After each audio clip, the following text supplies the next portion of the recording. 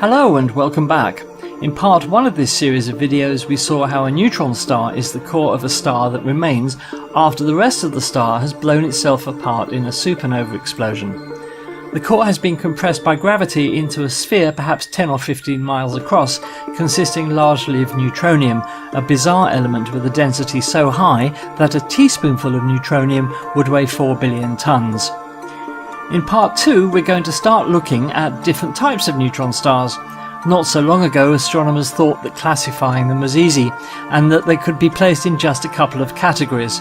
But like so many astronomical phenomena, the situation is more complex, and it's turned out not to be an easy task to pigeonhole neutron stars after all.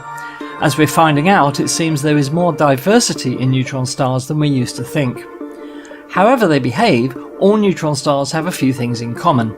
They are all around the same size, with variations in size accounted for by differences in the original mass of the star which gave birth to them, which is known as the progenitor star. They all rotate, but with huge variations between the slowest rotating and the fastest rotating neutron stars yet discovered. The rotation of a neutron star is so constant, so unchanging, that if you were to use it as a timepiece, it would rival or even exceed the accuracy of the best atomic clocks we can build. And lastly, all neutron stars possess a magnetic field, but again with huge variations in the strength of the field. The first type of neutron star we'll look at is known as a pulsar.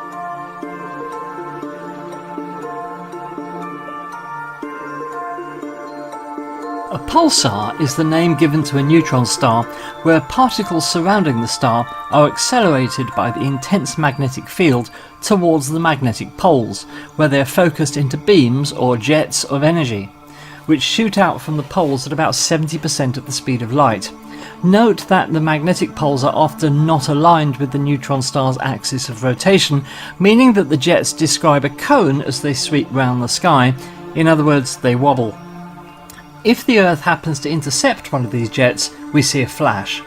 If it doesn't, we see nothing, meaning that there is almost certainly a huge number of neutron stars we never see. And the only way we can see pulsars is by their flashes. They're far too small, just a few miles across, to see even in the largest telescopes. The vast majority of neutron stars are pulsars, and most of them emit their beams in the form of radio light and are therefore known as radio pulsars, detectable with radio telescopes. However, this is not the whole story. Pulsars can emit visible light, gamma rays and X-rays in the form of jets. It is thought that all pulsars emit these types of radiation when they are young, but over time they lose energy and emit just radio waves. What type of energy we detect from a pulsar is therefore a guide to its age. For example, a typical 10 million year old pulsar will probably just emit radio waves. Let's look at an example. In the year 1054 AD, Chinese astronomers observed what they called a guest star in the heavens. They wrote that it was as bright as Venus and visible in daylight. Accounts vary as to how long this guest star was visible for, but one record states it was visible for a whole year in the sky. Others, however, disagree, citing a much shorter period. The Chinese refer to the object as being below Tianhuan in the sky. We know Tianhuan to be a star in the constellation of Taurus, and we now believe that what they witnessed in 1054 was a supernova explosion. And we also know what is in that same position in the sky today, the Crab Nebula, M1 in Messier's famous catalogue of celestial objects. The Crab Nebula is a supernova remnant some 6,500 light-years away, and it spans 11 light-years. At its heart is a pulsar, one of the first discovered back in the late 60s. Its beams sweep by the Earth 30 times a second, meaning of course that the Crab pulsar rotates at that speed, 30 times a second. But the pulsar is one of a small group which also flashes in optical light as well as at radio wavelengths. Slowed down from its actual rate of 30 flashes per second, here the Crab pulsar betrays itself by flashes of visible light emitted as jets from its magnetic poles. The fact that it emits both radio and optical light indicates a young pulsar, one barely 1,000 years old. But there's more.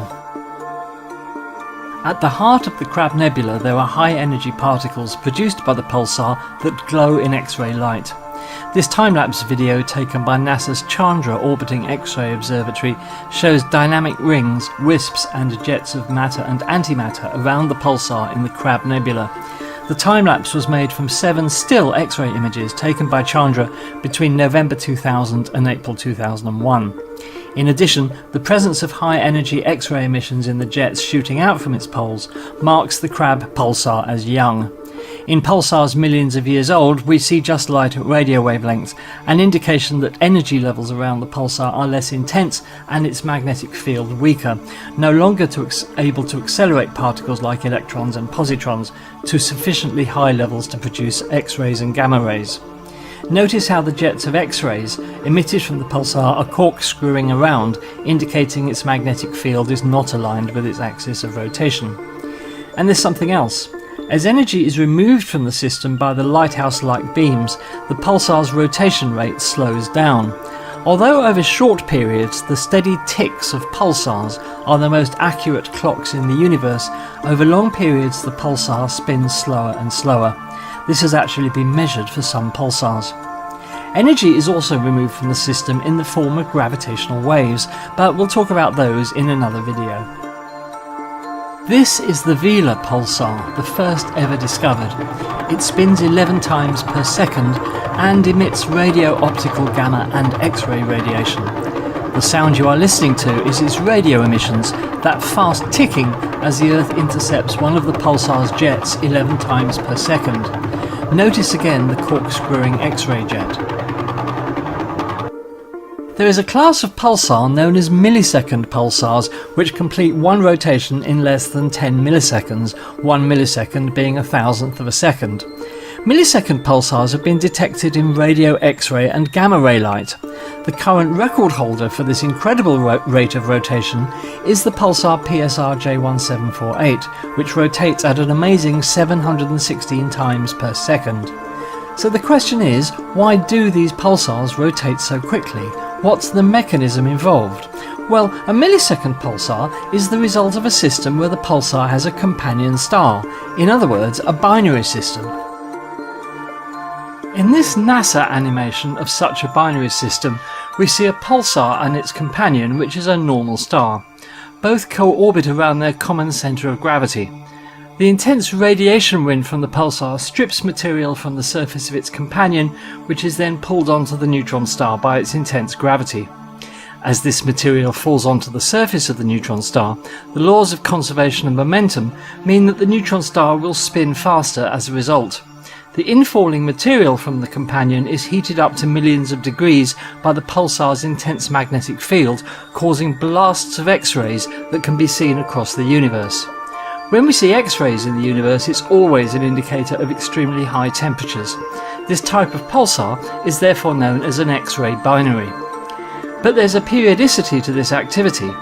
After perhaps a few weeks of intense X-ray emissions, the pulsar's magnetic field reconfigures itself to act like a barrier against the infalling material which is deflected around the pulsar. The X-ray emissions cease and we don't see anything. However, when the amount of material dragged off the companion star builds up to reach a sufficient amount, the magnetic field collapses under its pressure, heats up the material and the X-ray blasts resume. Binary X-ray pulsars are therefore characterized by this on-off X-ray emission. The material continues to fall onto the pulsar, eventually speeding it up to spin once in less than 10 milliseconds. The acceleration of the pulsar's rotation speed does not happen overnight. It occurs gradually over a long period, perhaps as much as 1 billion years. So what is the end of this process? Eventually, the accumulation of material and more significantly the intense wind of radiation from the pulsar, which removes material off the surface of its companion to then be consumed, completely destroys its companion star. The first of these binary X-ray pulsars, which eventually totally consume their companion, was discovered in 1988 and was given the rather fitting name of the Black Widow pulsar. It's located roughly 6,500 light-years from the Earth. It orbits with a brown dwarf or a super-Jupiter companion. The pulsar and its companion rotate around each other every 9.2 hours. In 2010, it was estimated that the neutron star's mass was at least 1.66 solar masses and possibly as high as 2.4, making it a candidate for the most massive neutron star yet discovered. The name Black Widow has since become the descriptive name for all pulsars of this type. Around 24 Black Widow pulsars have so far been discovered in our Milky Way galaxy.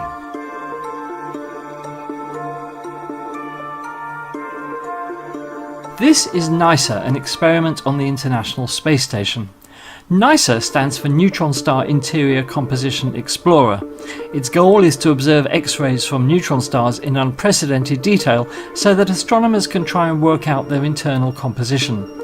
By timing with exquisite precision exactly when X-rays arrive as the neutron star rotates, astronomers have been able to create something that would have been unthinkable just a few years ago, a map of the surface of a neutron star.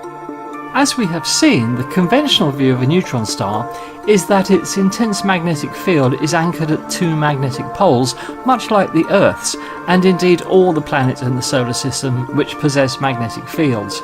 Here we see that the magnetic poles are not perfectly aligned with the neutron star's geographical poles, but this is not unusual. The Earth's magnetic poles, for example, lie some distance from the North Pole and the South Pole. What is important here is that the neutron star has a north magnetic pole and a south magnetic pole located near to 0 degrees latitude in the northern and southern hemispheres respectively. This was an assumption based on the way we know magnetic fields behave wherever we have seen them generated from a body like a planet or indeed a star like our Sun. At the point where the magnetic field lines converge on the neutron star's magnetic pole, astronomers expect there to be a so-called hotspot, an area of intense X-ray release. But after a month spent processing NISA's X-ray data from a pulsar called J0030 with a supercomputer — it would have taken a desktop PC a decade to have crunched the data — astronomers finally had the first map of the surface of a neutron star, and they saw something extremely bizarre and completely unexpected. This then is the surface of pulsar J0030. The white markings are the hotspots, areas of intense X-ray release where the magnetic field lines converge. Like the astronomers, you can immediately see that something is wrong. In the right-hand image there are not two but three hotspots. The two images here represent data acquired at different times, but in both it is clear that if the white spots do indeed represent the pulsar's magnetic poles, all three of them are in the southern hemisphere. And why are there three in one image but not in the other? In addition, one of the three hotspots is an elongated crescent-like feature, hence not really a spot. If it is a magnetic pole, it's unlike anything we've seen or even considered. If all three of the hotspots are magnetic poles, that would represent the presence of a magnetic field which is frankly bizarre and complex beyond our understanding at the moment. What does all this mean? Nobody really knows. But recently there has been an intriguing suggestion that we've been looking at things backward. Instead of the hotspots being caused by magnetic field lines converging on the surface, the hotspots are being generated from within the interior of the neutron star, welling up to the surface and then somehow attracting the magnetic field lines to them. If true, the NISA instrument is really living up to its purpose and telling us something important about what's going on inside pulsar J0030. But for now, this map of the surface of a neutron star is truly enigmatic and mysterious. Maps of other neutron stars will be needed in order to understand just what we are seeing. Well, that brings us to the end of this video about pulsars. We've only really scratched the surface here, but I hope you've enjoyed this introduction.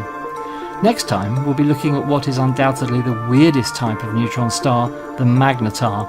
If you thought pulsars were strange, you've not seen anything yet. Please don't forget to like and subscribe. We'd love to keep bringing you more videos like this one, and only by you supporting us can we make that happen. Thank you so much. Don't forget the Space Oddities live programme on Mondays at 8 PM UK time for the latest astronomical news, discussion and chat. Until then, this is Andy of Space Oddities wishing you all the best. Until next time, bye bye.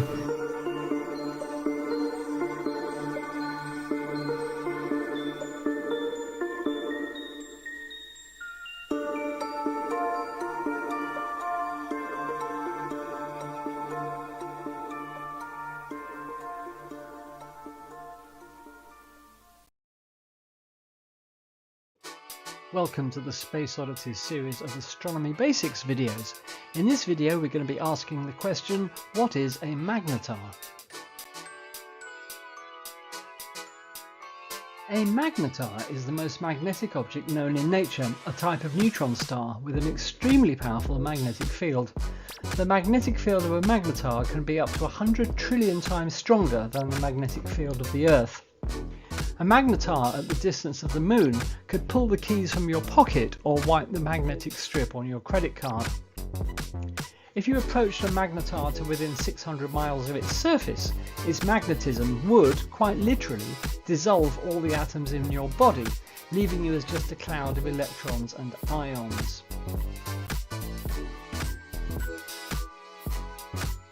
Magnetars have distinct properties which distinguish them from other astronomical objects. They are a type of neutron star, but with a few differences. They're very dense. A magnetar has a mass about 1.4 times that of the Sun, but it's only about 20 kilometers in diameter. They're very hot. The surface temperature of a magnetar can be up to 100 million degrees Celsius, and magnetars are very fast rotating. A magnetar can rotate once every few seconds. However, although magnetars are very similar to a typical neutron star, a magnetar can emit up to 100 times more energy. So how do magnetars form? Up until very recently, it was believed that magnetars are the result of a red giant star ending its life in a supernova explosion, leaving behind its ultra-dense core. In other words, a magnetar is a neutron star, much the same as others, but with the addition of an incredible magnetic field. However, recent research seems to suggest that in fact magnetars may not result from red giants at all, but from another, rare type of star.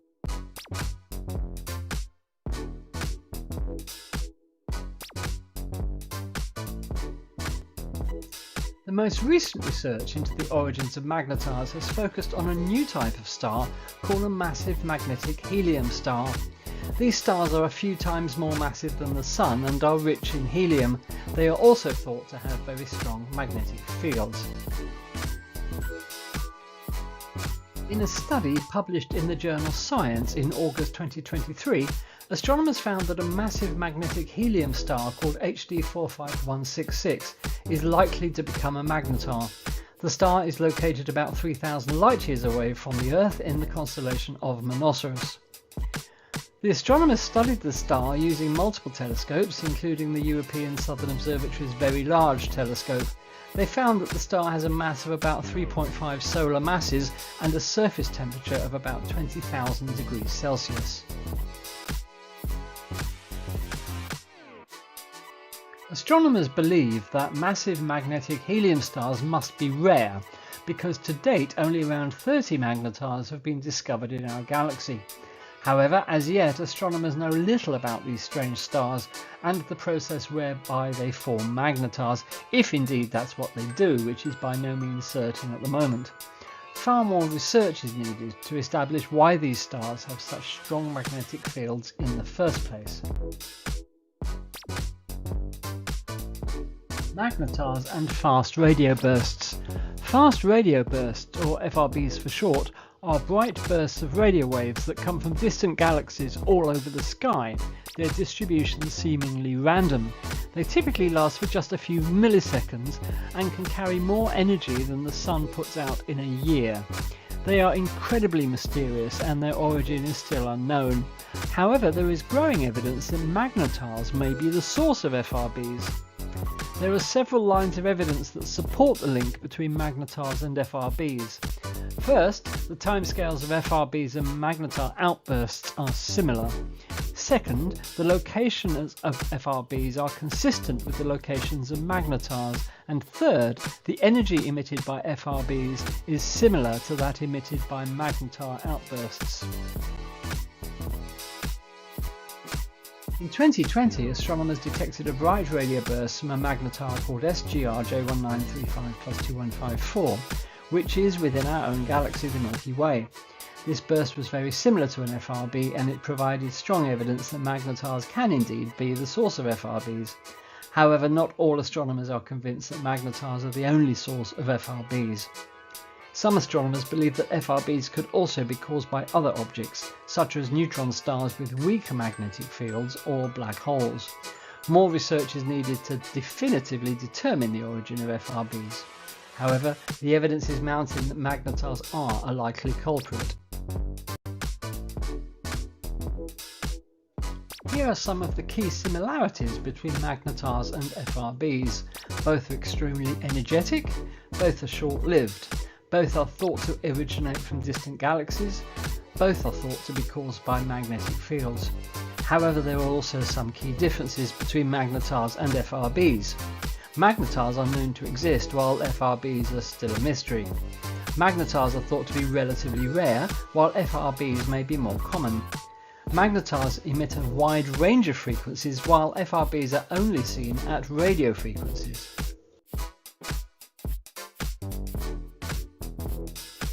The link between magnetars and FRBs is a hot topic of research in astronomy. As more FRBs are discovered and studied, scientists will be able to better understand these mysterious objects and their origins. Well, that brings us to the end of this brief introduction to magnetars, but just to summarise, magnetars are neutron stars with incredibly strong magnetic fields.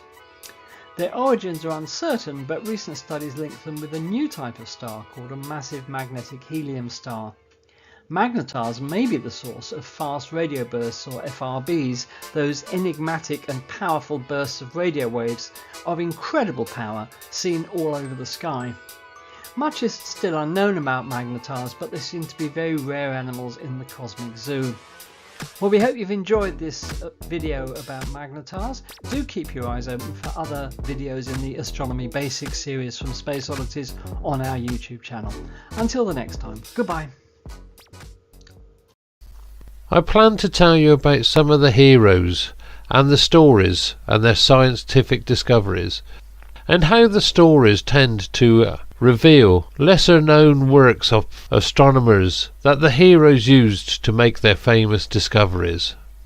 Isaac Newton wrote to his nemesis, Robert Hooke, "If I have seen further, it is by standing on the shoulder of giants," which means if Newton had been able to discover more about the universe than others, then it was because he was working in the light of discoveries made by fellow scientists, either in his own time or earlier. Not was this only a humble brag, but it was also a dig at the fact that Robert Hooke was very short. They really didn't like each other. But it was also an acknowledgement of the people who had come before Newton, whose works he had used to make his famous discoveries. And as we will find, this is the tale throughout the history of discoveries in astronomy. This week I'd just like to summarise what is to come in the next few weeks, and I hope along the way we will all learn something new. From the beginning, mankind looked to the heavens with curiosity and wondered our place in the scheme of things. This makes astronomy one of the oldest sciences. Our curiosity has helped us make great discoveries about the universe and our place in it. Like we are not centre of creation, as first thought, but our planet revolves around the sun. Also that the moon and the planets are other places to explore.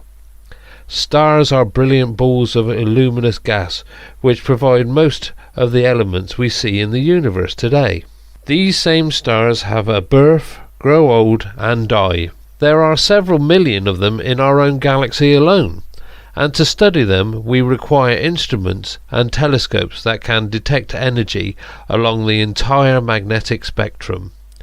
We have also found things that baffle us and that stretch our imaginations to the limit. We have only just begun unravelling the mysteries of black holes, dark matter and dark energy, and are now in the position to understand the universe's beginning and how it may end. Every discovery tells a compelling story and has expanded our knowledge of the workings of the cosmos. And, as with most good stories tend to do, our account of these discoveries reveals the heroes behind them. Not the heroes of epic tales or comic books, performing feats of immense strength, bravery, or saving mankind and Earth from annihilation while dressed in tight costumes. Everyday heroes are people who spend their time trying to help others in distress or injured. People who try to improve the environment for everyone. When we think of heroes of astronomy, we tend to think of heroes of classical literature and of science. Generally lone men who persevere against the odds in pursuit of a definite goal. People like Edwin Hubble, Albert Einstein and Carl Sagan. They asked, how did we get here? How does the universe work? And are we alone? These men captivate our imaginations. But the stories of these men and their achievements are far more complex than at first appears. Take Edwin Hubble. Most of us know his name due to the Hubble Space Telescope, but he did not have any part in its conception or building. Hubble is most famous for discovering that our universe is expanding, but he could not have achieved this without his groundbreaking discovery that galaxies existed outside our own galaxy, the Milky Way. Something he could not have done without the pioneering work of a lesser-known hero, Henrietta Swan Leavitt. Also, his work was done using one of the best telescopes built by telescope maker and astronomer George Ellery Hale. Other astronomers, including Vesto Slipher, also observed signs of an expanding universe. Hubble's work also coincided with similar work done by Belgian priest and physicist Georges Lemaitre. So, full credit for the discovery of an expanding universe is hotly debated to this day. Was it Hubble, Slipher or Lemaitre? As for the space telescope that bears Hubble's name, it was originally imagined by Lehman Spitzer and brought about by Nancy Roman and repaired by astronauts in low Earth orbit aboard the Space Shuttle Endeavour, and is still working today. In short, Hubble did make great contributions to astronomy. The telling of his story has evolved to include the amazing feats of a wide variety of other lesser-known heroes. Astronomical discoveries have been made with the advancement of telescopes, the astronomer's invaluable tool. From Galileo, who first turned a telescope to the night sky and recorded what he saw, to George Ellery Hale, who developed new methods to improve and build bigger telescopes, and finally to the giant telescopes we use today. As telescopes got bigger and better, the more discoveries were and are made. Most of the knowledge we know today about the stars and how they work began with the groundbreaking work of a group of women astronomers known as the Harvard Computers. Women employed by the Harvard College Observatory to process and analyze the cutting-edge astronomical data of the era. Women like Annie Jump Cannon, Wilhelmina Fleming and Cecilia Payne-Kapotchkin, who made some of the most foundational discoveries about the stars in the history of astronomy. They developed methods of classifying stars that are still used today. They discovered that stars are mainly composed of hydrogen and helium, and they also broke down barriers for women in astronomy. One Harvard computer, Henrietta Swan Leavitt's discoveries, have ramifications that are still shaping astronomy today. She discovered Cepheid variables, stars whose rate of pulsation is directly correlated to how bright the star appears. May seem a small thing, but Cepheid variables wound up drastically altering our picture of the universe.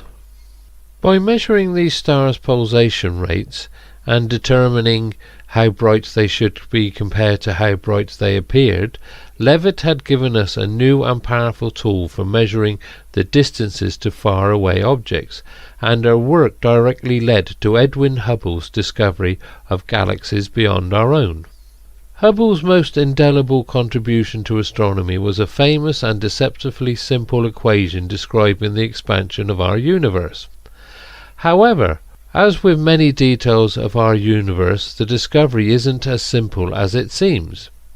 We will learn about the Belgian priest and the astronomer Georges Lemaitre, who had published a similar result several years earlier, as well as other physicists and astronomers who had speculated about an expanding universe, based on implications of Einstein's general theory of relativity that were still being explored. Hubble's famous equation is a source of continued debate as teams of astronomers engaged in a century-long mission to determine the exact value of this equation's constant, the so-called Hubble constant, and to work to reconcile different observations into a single answer that can best explain the expansion of the universe. Hubble's legacy also lives on in the space telescope that bears his name. The heroes of the Hubble Space Telescope range from astronomers who dreamed of space telescopes long before humankind even launched its first satellite, to the NASA personnel who tackled daunting scientific and bureaucratic hurdles to make the telescope a reality, to the astronomers who opened and sharpened the telescope's eyes, to the teams of scientists today that have kept the telescope running and making remarkable discoveries for over 30 years. It is also important to remember that astronomy involves much more than the light we can detect with our eyes. What we call visible light occupies just a tiny fraction of the electromagnetic spectrum, and fully understanding the universe requires the ability to detect energy across the entire spectrum to get a complete picture of the cosmos. Hopefully we'll learn how over in the radio regime at wavelengths far too long and energies far too low to be detected with our eyes, physicist Karl Jansky made a groundbreaking discovery in 1932 when he became the first person to detect radio waves from space while working at Bell Labs. A few years later, Grote Reber created the first dedicated radio telescope, an antenna specifically designed to detect radio waves from the sky. Since then, the field of radio astronomy has grown exponentially. We have radio astronomy to thank for one of the most exciting discoveries when in 2019 astronomers synchronized radio telescopes across the entire planet to take the first ever picture of a black hole. Another radio telescope at Bell Labs also made an incredible, if accidental, discovery in 1964.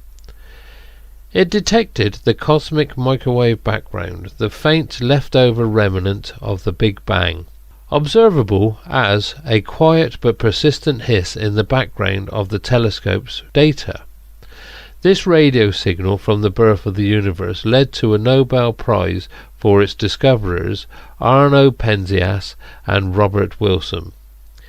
Today, several dedicated space telescopes have been launched to study the cosmic microwave background, and teams of scientists are focused on collecting data from the universe's earliest moments in the hopes of explaining how space and time have evolved to what we have today. Decades after Hubble's discoveries of galaxies beyond our own, and just 3 years after the discovery of the cosmic microwave background marked a shift in how we studied the nature of our universe. An astronomer named Vera Rubin uncovered strange inconsistencies in how the stars in nearby galaxies moved. We will see how years of careful observations revealed these galaxies appeared to contain huge amounts of invisible mass, what we now call dark matter. The existence of dark matter fundamentally changed our entire cosmological model and spawned an entire new field within astronomy, focused on studying dark matter in the hopes of explaining what exactly it is and how it affects our universe. These questions tie back into one of the most fundamental questions that astronomers find ourselves asking. How did the universe begin? We think of the Big Bang as the beginning of the universe, but this story itself, from its name to its model of how the cosmos came to be, has its own interesting beginnings. Big Bang cosmology is now widely accepted as the scientific model for where our universe came from, but it also poses several ongoing mysteries. From what exactly happened in the earliest fractions of a second after the universe began, to the mysterious force known as dark energy that appears to be powering its continued expansion. Finally, where does the Big Bang ultimately leave us? Astronomers are still debating how the universe has evolved, the existence of parallel universes, and how our universe might end. In the second part of our discussion, we'll focus on Albert Einstein. His very name is synonymous with genius and discovery, and in this section of the course we'll consider some of the most mind-bending concepts in astronomy: gravity, time, black holes, and the extremes of light and energy that challenge our understanding of how our own galaxy works.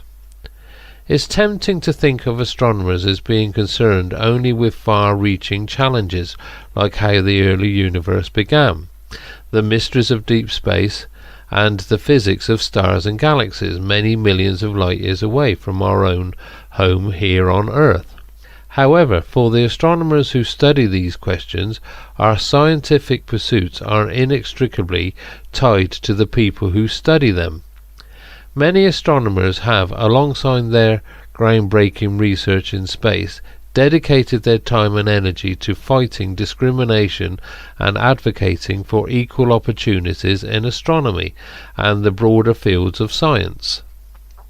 Another hero of astronomy is Oscar Duhalde, who became one of only a handful of human beings in history to make an exceptionally rare astronomical discovery.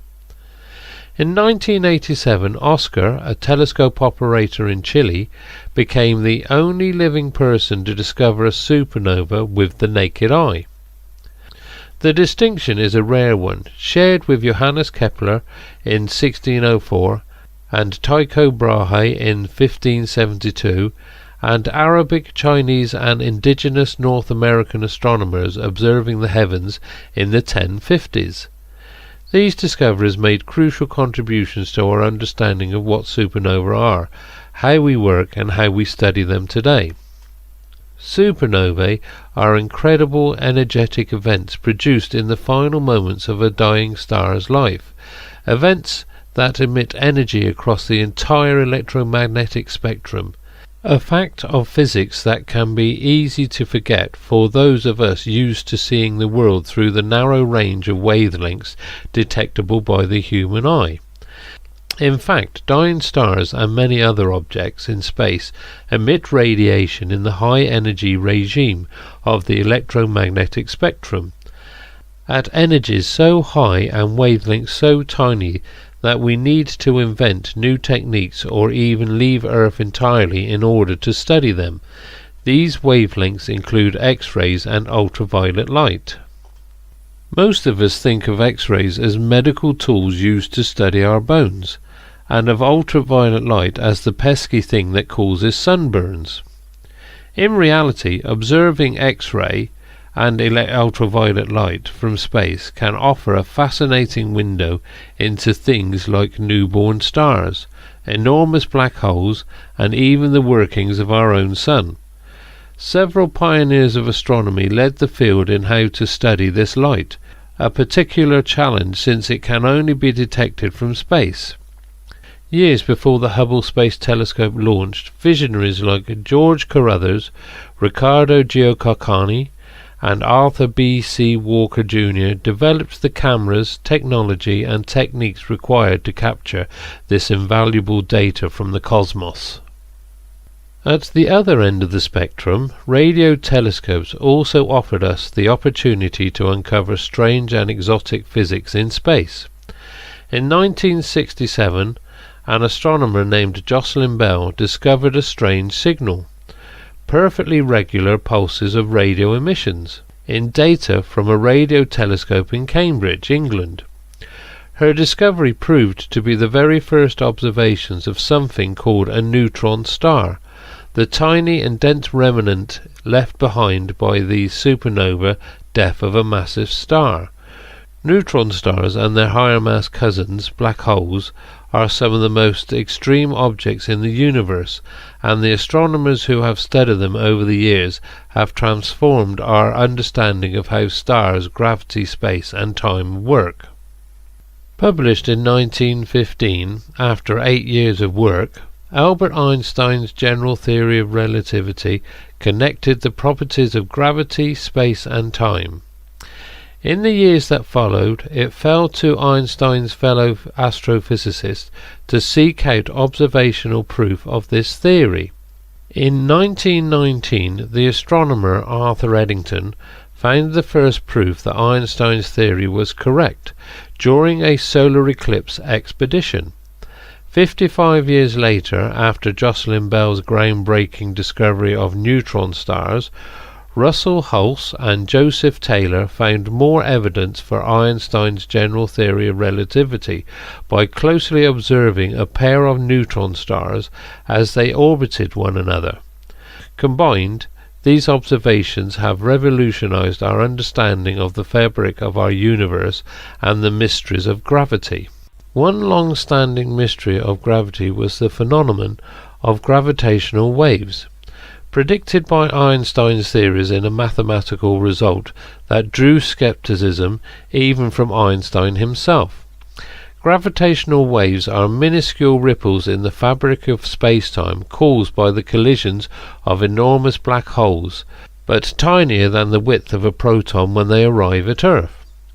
Gravitational waves were first successfully detected in 2015, the result of decades of effort by thousands of researchers to build and operate the most sensitive observatories on the planet. This discovery came about thanks to a combination of cutting-edge physics, exquisitely precise engineering, and the management of an immense team of thousands of scientists.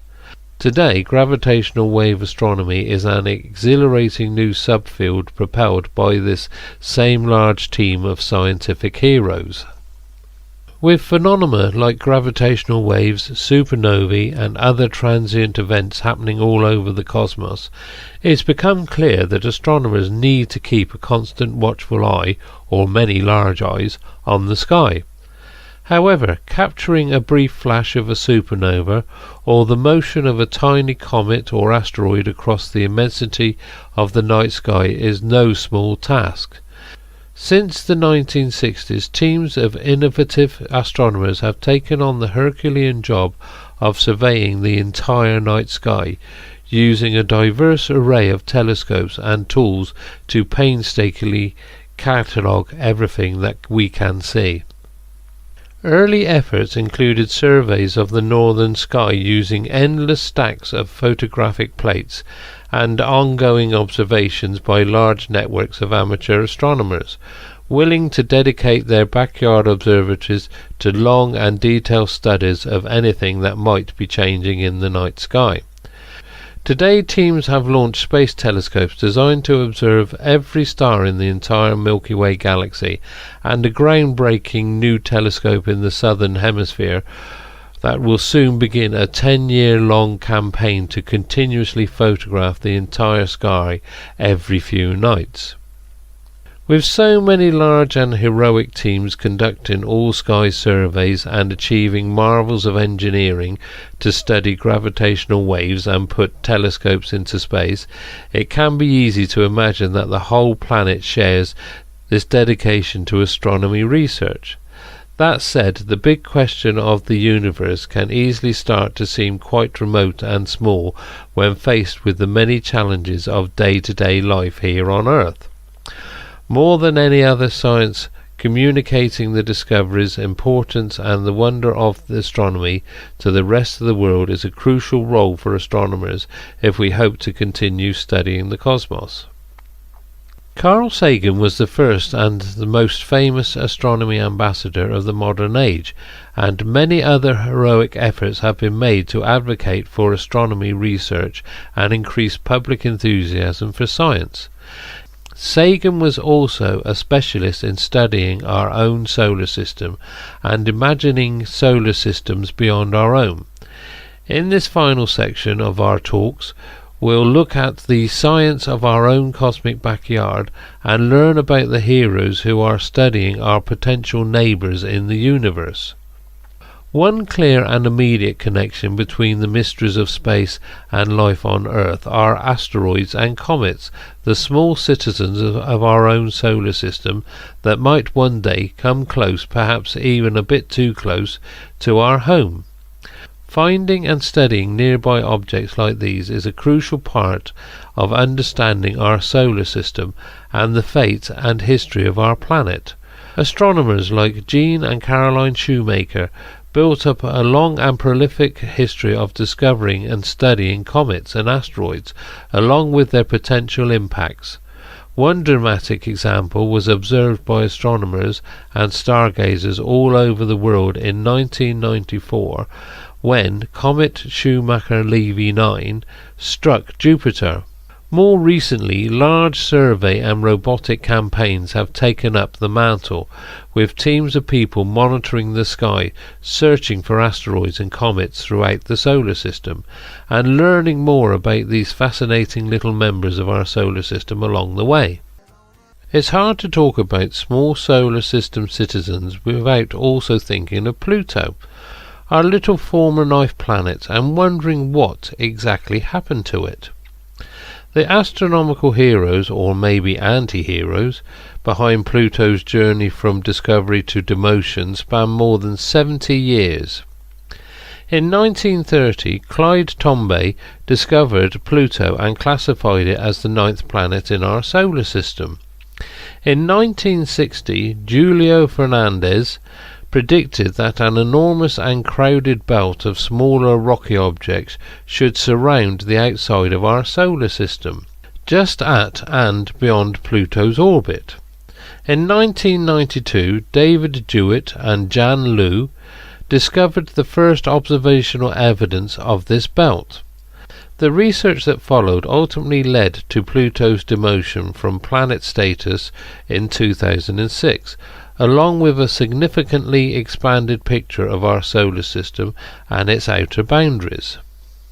At the heart of our solar system, our own Sun has also been an immense font of information about astronomy and the inner physics of stars. Solar physicists have used enormous tanks of liquid to detect neutrinos, tiny subatomic particles that emerge from the Sun's core and act as minuscule ambassadors from the immensely hot and dense heart of a star. Astronomers have also been mounting heroic solar eclipse expeditions, with observations carried out in some of the most remote corners of the globe to study gravity, magnetism, and the Sun's evolution. This fascinating array of techniques and creative ideas has allowed us to harness the scientific power of our closest stellar neighbour. For years, astronomers imagined other stars like our Sun potentially hosting other distant solar systems. In 1992, these imaginings became a reality.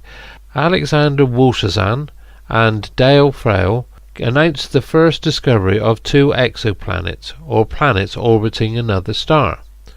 From this first discovery, astronomers have gone on to detect thousands of exoplanets, refining their observational techniques and building new space telescopes specifically designed to find these tiny and distant stellar companions. Today, teams of astronomers are working on discovering new exoplanets and exploring what new worlds might look like in planetary systems across the galaxy. Of course, studying distant planets also raises what may be the single most compelling question of all astronomy: are we alone? The search for life in space is an ongoing and fascinating pursuit within astronomy, and one that raises fundamental questions about the universe, Earth, and our nature as human beings. Astronomers like Vicky Meadows and Sarah Seeger have focused their efforts on the field of astrobiology, synthesizing 2 fields to better understand how life could begin to flourish on distant worlds. Others, like Jill Tarter, have turned their efforts towards SETI, the search for extraterrestrial intelligence, in the hopes of detecting intelligent life on other planets. Exploding stars, gravitational waves, alien life. The astronomical mysteries of today and tomorrow ask big questions, and answering them will require big telescopes, big dreams, and a new generation of astronomical heroes. In the next decades, enormous new ground and space-based telescopes will begin operating. These facilities are set to change the face of astronomy, offering new and powerful tools for observing nearby asteroids, strange stars, and distant galaxies. Innovation in astronomy also requires thinking far ahead, considering what the cutting-edge technology of the next century will mean for how we study the cosmos. Tomorrow's heroes of astronomy are already hard at work today, imagining new telescopes that will be decades in the making and unveiling new discoveries that will shape our future picture of the universe. Many of these same scientists also work hard to educate the next generation of researchers and spark widespread interest in astronomy, ensuring that humanity can continue studying the universe in the years to come. At this point you are likely to have many questions about the discoveries and heroes you have heard about in this first program. Who are the people that built telescopes for use on Earth and in space, and how are we using these telescopes today? Why did we need thousands of people on the team that detected the first gravitational waves? What might we expect to learn in the years and decades to come?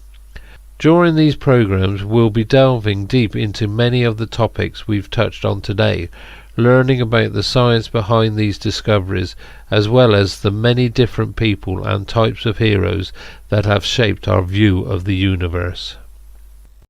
Slight break in transmission. We should now be on the official stream that we've set up. Sorry about the technical problem there.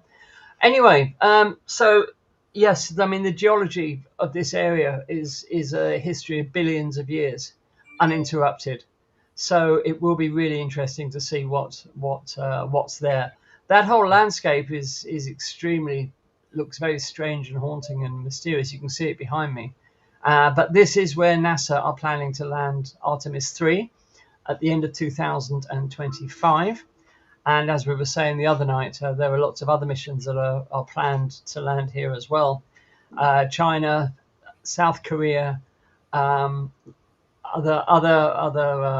other countries as well are planning to sort of zero in on the South Pole to investigate it and see if they can actually try and sample the water that is meant to be here, if all of the orbiting spacecraft have got it correct, which they seem to do. So here we are. So we're just a few minutes now before the landing. As you can see, mission control there in India, and I can see figures on a screen there, but I'm not quite sure what they represent. Yeah, they've actually almost looked as though they've got a camera pointed at the moon.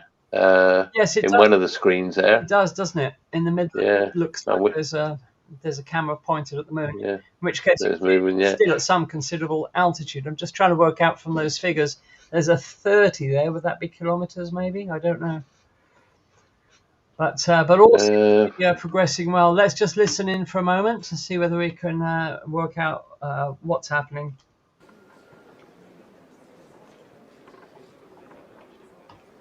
Nothing much going on at the moment. Oh, they're clapping something. जी हाँ, अब हम देख सकते हैं rough breaking phase की शुरुआत हो चुकी है।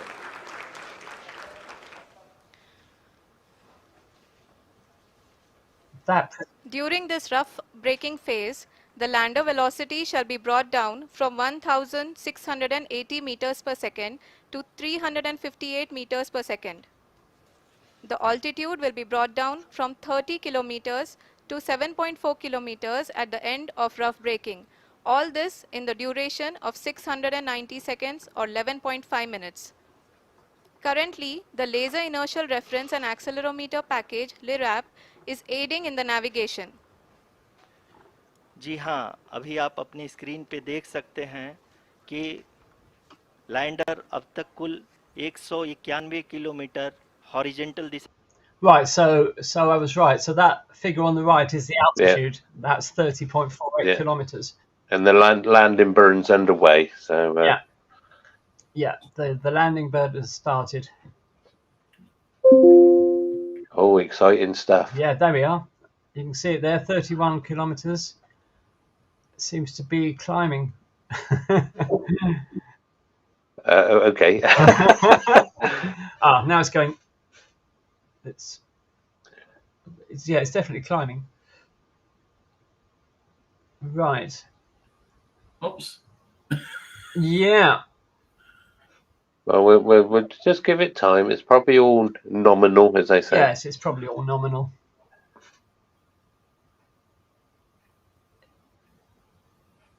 So, well, it has survived this far, which in itself is a great achievement. yeah, well, it's been quite a long project because it launched.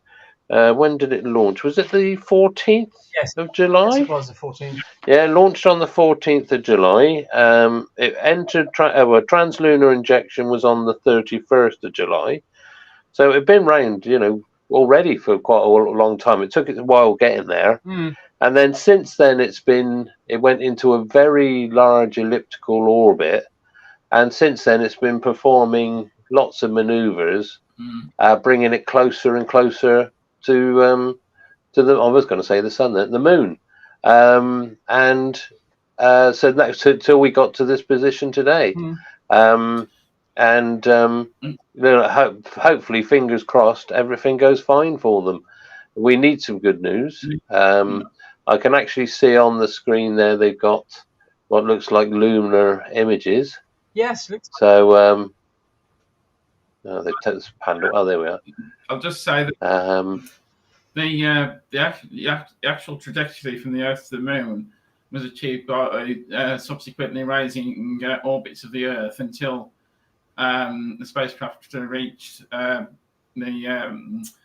gravity of the Moon influence and the influence of the gravity of the Moon, and then slowly did more orbits of the Moon to get down to the position where they needed to be to do the landing burn. So it was all done through different, raising and lowering orbits, basically. Yes. Yeah, because that took 10 days. Exactly. It did five individual maneuvers, slowly, as you said, Michael, raising its orbit before it actually left the Earth's gravity on this way to the moon. So yeah. So I suppose you could say it's an efficient way, but in fuel wise, if you like, but not in time. Yeah, it's definitely coming down now. Yeah, you can see that now, coming down quite nicely. Yeah. With the horizontal velocity decreasing. Yeah. And the vertical velocity, of course, increasing as it descends. Yeah. That's in meters per second. Yes.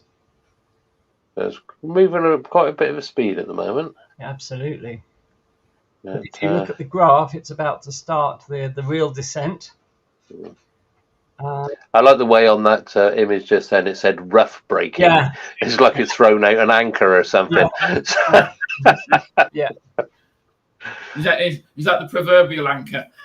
Yeah, absolutely. Absolutely.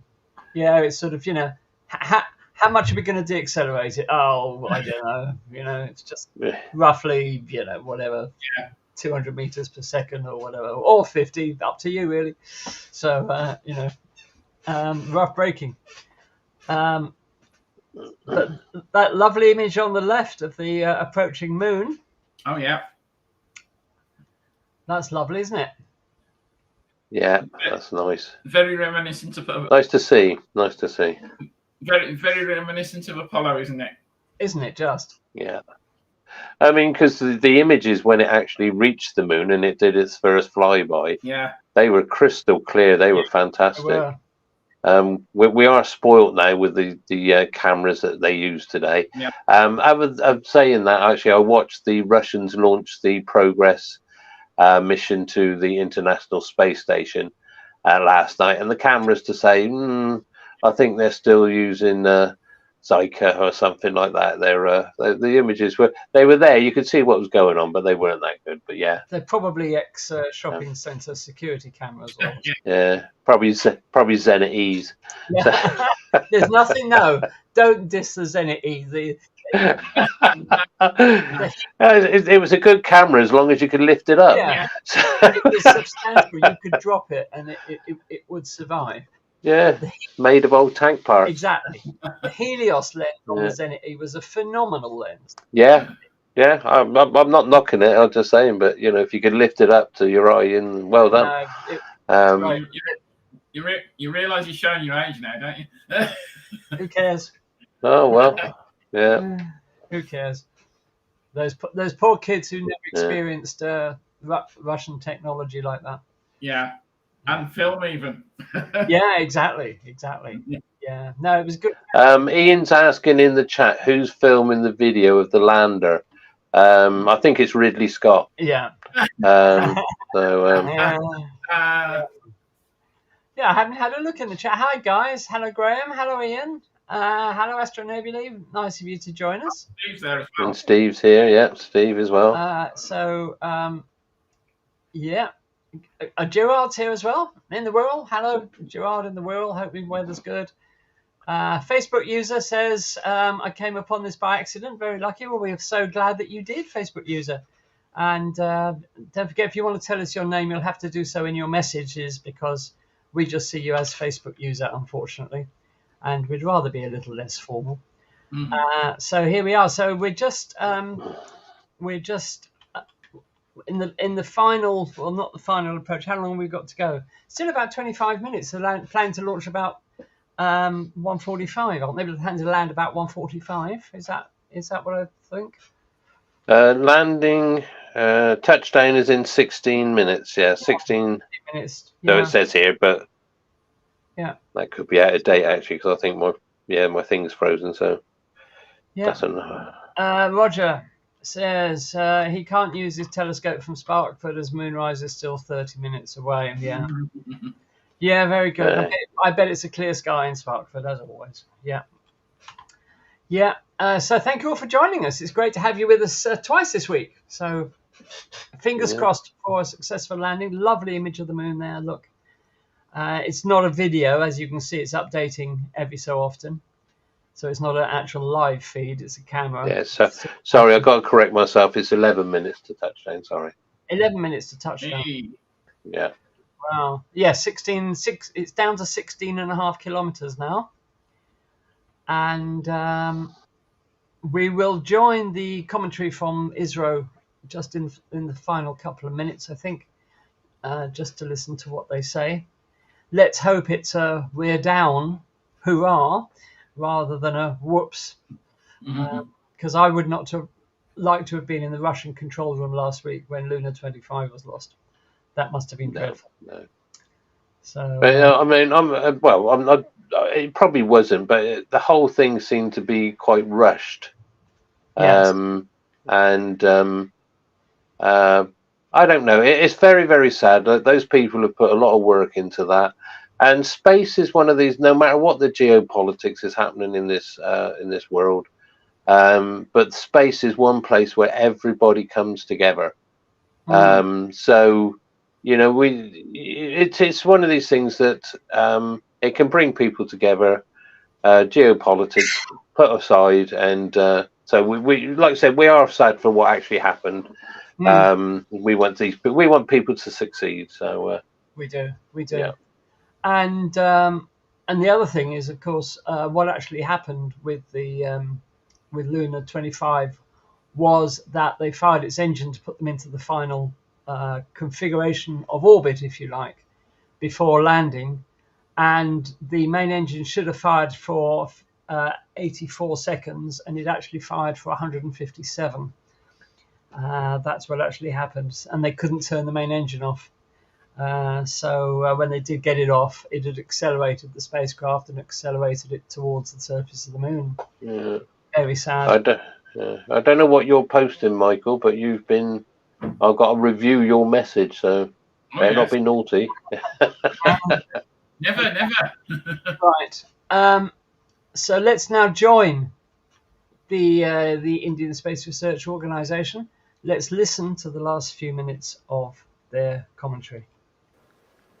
Yes, we are privileged to have with us Honorable Prime Minister of India, Shri Narendra Modi ji, who has joined us from South Africa's Johannesburg to encourage us. Well, that's nice.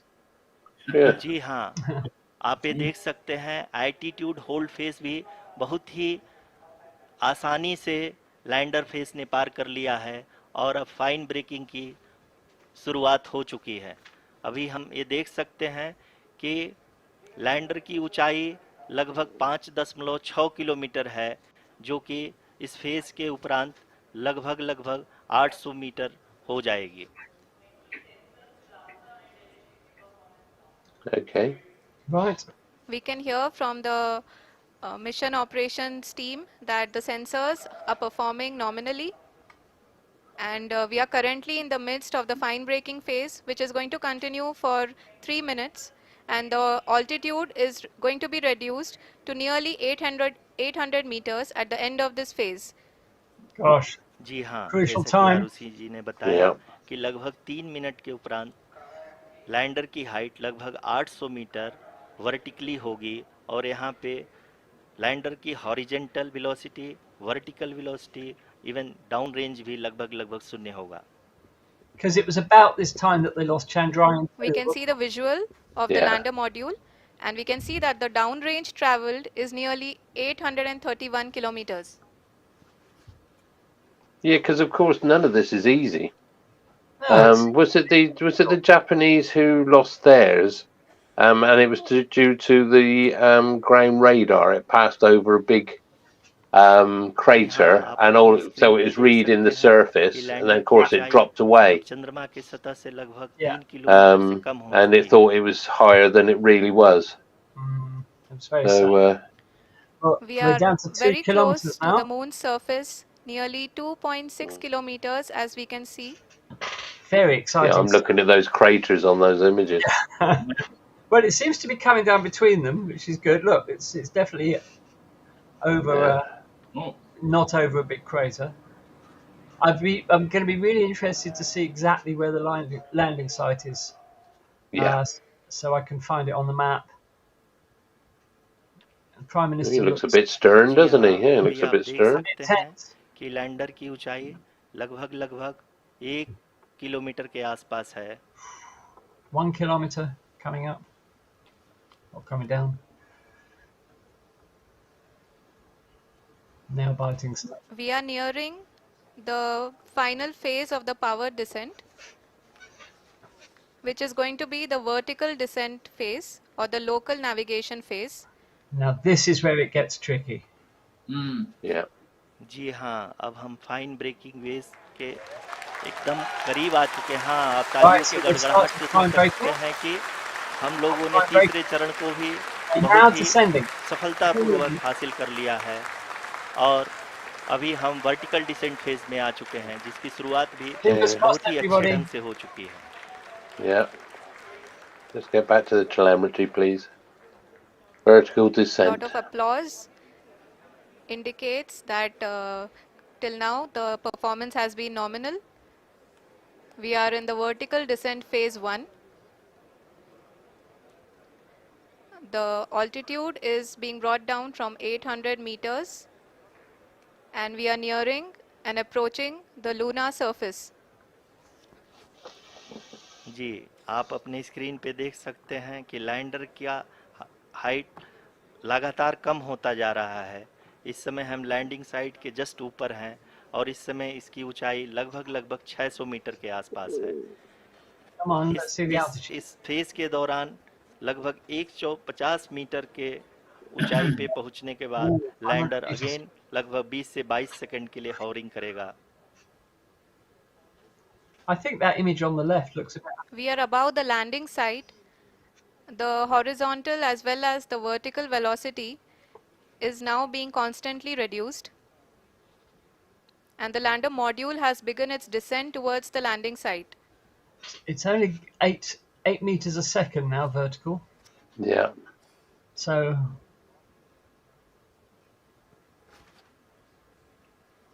ooh, जी हाँ, आप अपने screen पे देख सकते 6 हैं meters a ये जो second, पथ 5 निर्धारित meters. किया गया So है, लैंडर slowly. पूरी तरह से उसी को ही फॉलो कर रहा है।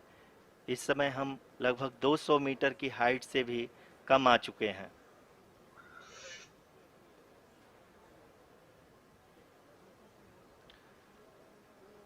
अब हम ये देख सकते हैं कि हम लगभग 150 मीटर की ऊंचाई पे हैं चंद्रमा के सतह से।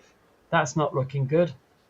Oh, The vertical velocity is dropping off We extremely are rapidly. approaching the vertical descent phase 2, which will have the lander module hovering That's it, at it's hovering. nearly That's it. 150 meters above the जी हाँ, lunar It's hovering. surface. जी हाँ, Wow. आप इस तालियों के गड़गड़ाहट को सुन सकते हैं जो कि सेकंड हैवरिंग फेज के कंप्लीट होने के बाद इन I सारे was worried. वैज्ञानिकों के I thought they were It's going to go. retargeted. I thought they were going to go into negative figures then. Yeah. जी हाँ, आप अगर फिर से ध्यान से देखें तो एल्टीट्यूड पुनः Oh, कम that's होता जा रहा very है। slow. He's अभी हम set लोग लगभग about 2 meters a second. 135 metre की ऊंचाई पे हैं। Oh, they're taking it very easy. The sensors that are updating at this point are providing confirmation of the safety of the landing site. As expected, the retargeting is going on and this is a very good signature for the lander. अभी आप ये देख सकते हैं कि lander की ऊंचाई लगभग 65 मीटर के आसपास बची हुई है। I see we have Dave Galvin in the chat. Hi Dave, nice to see you. Currently, Hi, only Dave. 2 engines are now being fired, and we are nearly at zero velocity, vertical and horizontal. We were hovering, and now we are approaching the moon's surface. Right, so they've Wow. धीरे retargeted. धीरे Boulder lander or की crater away. वेगमान को कम किया जा रहा है So they're और now हम अब descending लगभग again. 50 मीटर से भी कम आ चुके हैं। Very nice manoeuvres being carried out here. We can see the Honorable Prime Minister, Very delicate, Shri isn't it? Narendra Modi Very ji, delicate. who is here to encourage us, and he is critically looking at the visuals. Go Chandra. Go Left Chandra. a bit, left a bit, left a bit. Up your end, down a bit. जी हाँ, It's आप there. अपनी screen पे देख सकते हैं It's there. कि हम lander module India have successfully landed at the south pole of the moon. People are applauding. Let lander us all module wait to hear from the Secretary Department wait of the flag Space and on. Chairman ISRO, Shri S. Somnath. Can they got him a bigger lander flag? Module पूरी तरह से Yeah. Safely और You're gonna need a softly big flag. चंद्रमा के सतह पे land हो चुका है। ये हम Well, लोगों के लिए congratulations. बहुत ही गर्व की बात है। Congratulations. हिंदी में एक कहावत है, Okay, congratulations to India then, because they have landed at the south pole of the moon, the first spacecraft to do so. This is a momentous day for India, so congratulations to everybody. Yeah, And well it's a done. momentous day for the exploration of the moon, because, as I said, nobody's ever done this before, and the south pole of the moon is an exceptionally Yeah. interesting place. And actually, Dave's given us some technical information here. He says those graphics are done on a Spectrum computer. So, They probably were, Dave. Yeah, they probably were. Yes, indeed. So, yes, Kevin, you're quite right, saying the Indian PM could have got a bigger flag. But Ian says, well, he's got 3 flags behind him. So, there we are. So, many congratulations. Let's listen to, let's see if this commentary is in English now. मेरे प्यारे परिवारजनों, जब हम अपनी आंखों के सामने Obviously not. So, so there we are. Great. Well, the next step will, of course, will be to deploy the rover onto the surface of the moon so it can start doing scientific work. We will find out exactly where it landed, I'm sure, at some point today. And we'll show you that in our Monday live stream next week. Yeah, do we want to quickly run through what this little rover will be looking at, Andy? Absolutely. Go for it. Yeah, it's of a 6-wheel design. It's like the old Tyrrell Formula One car. It's 26 kilograms, so it's quite light. We could lift that. And it has a range of 500 meters. I won't go into all the dimensions and all that, but it's going to be looking at the composition of the lunar soil. Yeah. So that'll be the regolith. The presence of water ice in the lunar soil. It'll be looking at the history of lunar impacts. So it's going to be looking at the craters and probably doing some spectroscopic analysis or mass spectroscopy stuff. So, and the evolution of the moon's atmosphere, because as we said, we all say the moon hasn't got an atmosphere, but it's got a very, very thin one. There is actually an atmosphere there, but it's very tenuous. Yes. So, but that's what it's going to be looking at. And as I said, I want to get down to the geology and have a look and see what's underneath all this regolith. So, yes, definitely. Will the rover be actually able to dig much into the regolith? Does it say? I honestly don't know, because I'm just looking at the design. I can't see anything like a shovel or a pick. So, yeah, they haven't sent any navies up. So, no. Yeah. Well, perhaps hopefully we'll be able to glean some, because with the impact craters, the crust is going to be stirred up anyway, so it's going to be in some in the regolith and that anyway. So we should get a good idea of what's there. So yeah, well, congratulations! It's good. We've actually had a success. That's nice. I love it. Yeah, I know.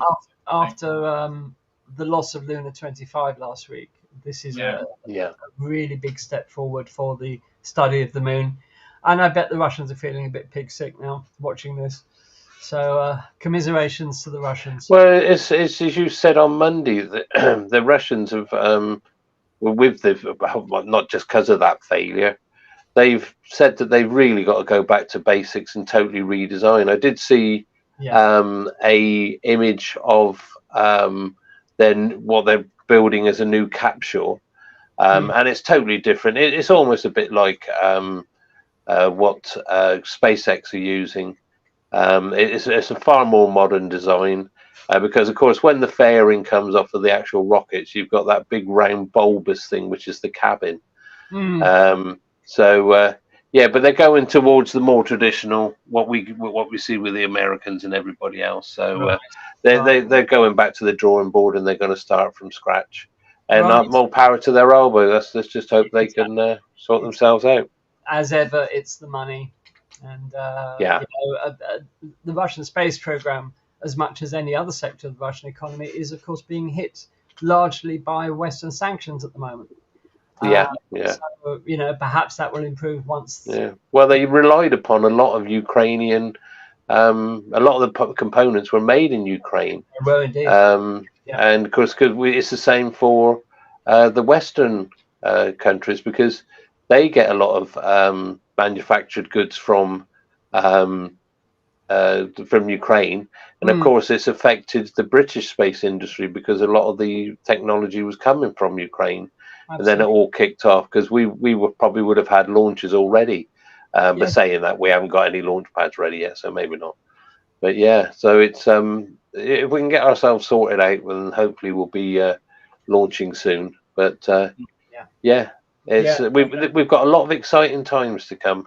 We've got a lot of exciting times, and we'll cover them all here on Space Oddities for you, of course. So let's just have one final listen to the commentary to see if there's anything happening in English, whether there's an interpreter. Just give me 1 second, and we will find out.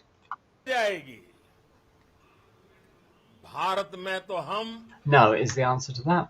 So, so there you are. So I think that will just about bring our broadcast today to a close. Thank you so much of you who've dropped in to watch this. I see we got 39 people watching at the moment. So that's very good of everybody to watch. Yeah, for a Wednesday afternoon. For a Wednesday afternoon, that's wonderful. Next Monday, we have as a very special guest the astronaut Scott Potteet, who is the pilot of the upcoming Polaris Dawn mission, which is due to launch no earlier than last quarter this year. An exceptionally pioneering, innovative space mission.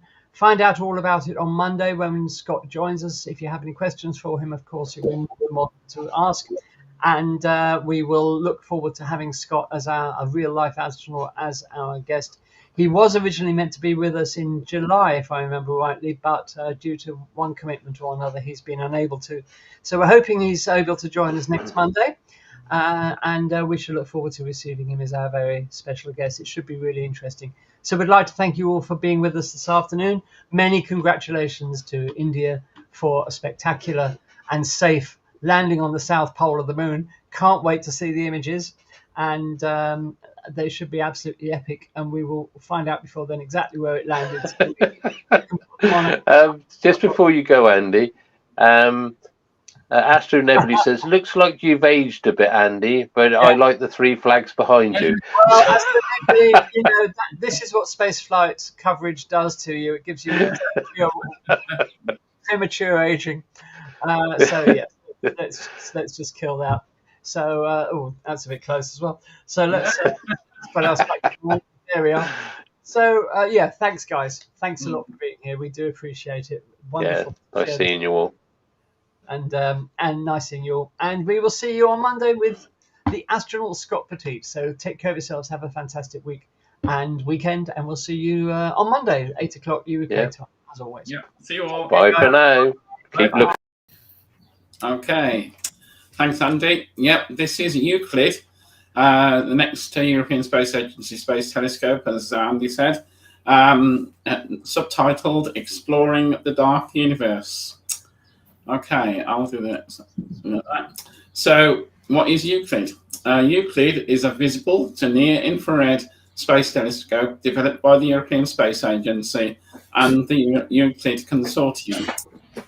Euclid is named after the Greek mathematician Euclid of Alexandria, who lived around 300 BC and reported to be the founder of the subject of geometry.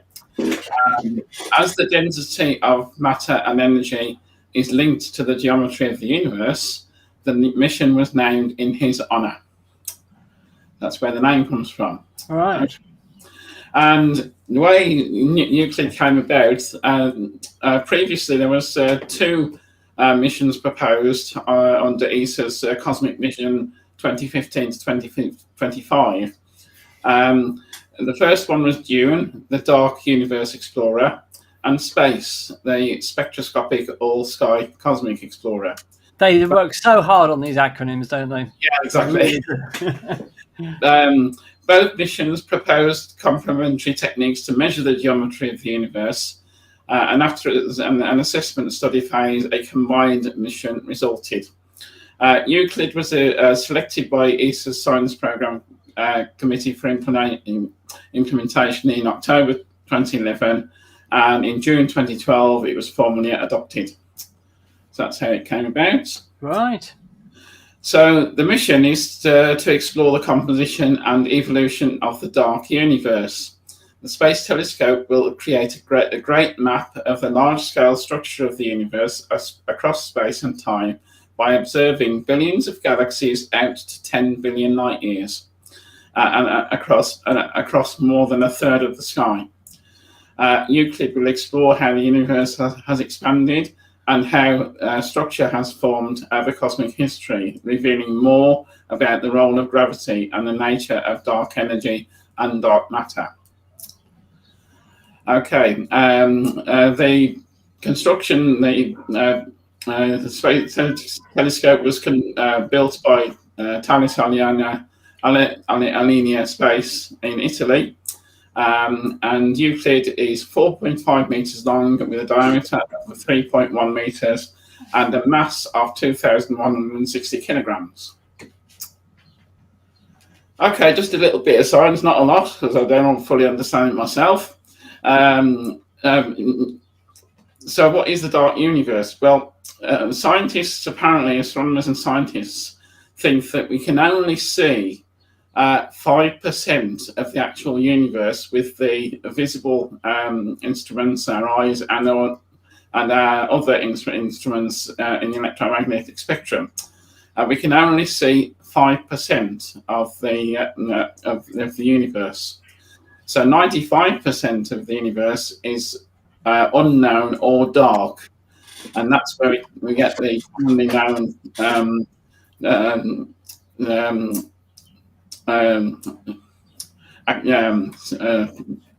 sorry about that. Commonly known as dark matter and dark energy. That's where we get that from. Okay.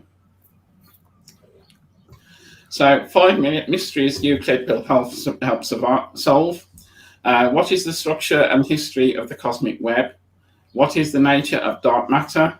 How has the expansion of the universe changed over time? What is the nature of dark energy? And is our understanding of gravity complete? Okay, Euclid, or more about Euclid itself. Euclid will be launched on the SpaceX Falcon 9 from Cape Canaveral Spaceport Station, I believe on the 1st of July. And originally, Euclid was going to be launched on a Russian Soyuz rocket, but this was changed after the recent invasion of in Eastern Europe, and then Russia, that was cancelled for that particular flight, but this is now being taken up by SpaceX. There's 2 science instruments, the visible wavelength camera, or VIS, and the near infrared photometer and spectrometer called NISP. The Euclid Consortium has delivered to ESA the VIS and NISP instruments, and NASA provided the near-infrared detectors of NISP. Okay, Euclid will observe a third of the sky. It will measure the shape, position, and distance of galaxies up to 10 billion light years. It will create the largest, most accurate 3D map of the universe ever produced. Okay, so Euclid will address 2 core themes of the ESA's Cosmic Vision 2015-2025. What are the fundamental physical laws of the universe? How did the universe originate, and what is it made of? Okay. Yeah, but are they going to explore anything important? Those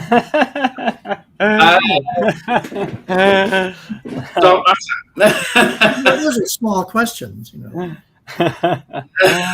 Get real. Yeah. Okay. So Euclid isn't a large telescope, but as space telescopes go, it's a 1.2 meter diameter mirror. And the spacecraft itself is only 4.7 meters tall and 3.7 meters in diameter. I think, as you can see from the previous slide, it's the actual instruments that are doing the work, of course, and that's where we're going to get the science data from. So the actual mirror is only 1.2 meters. 1.2 meters, yeah. Yeah. So the visible instruments measures the shapes of billions of galaxies.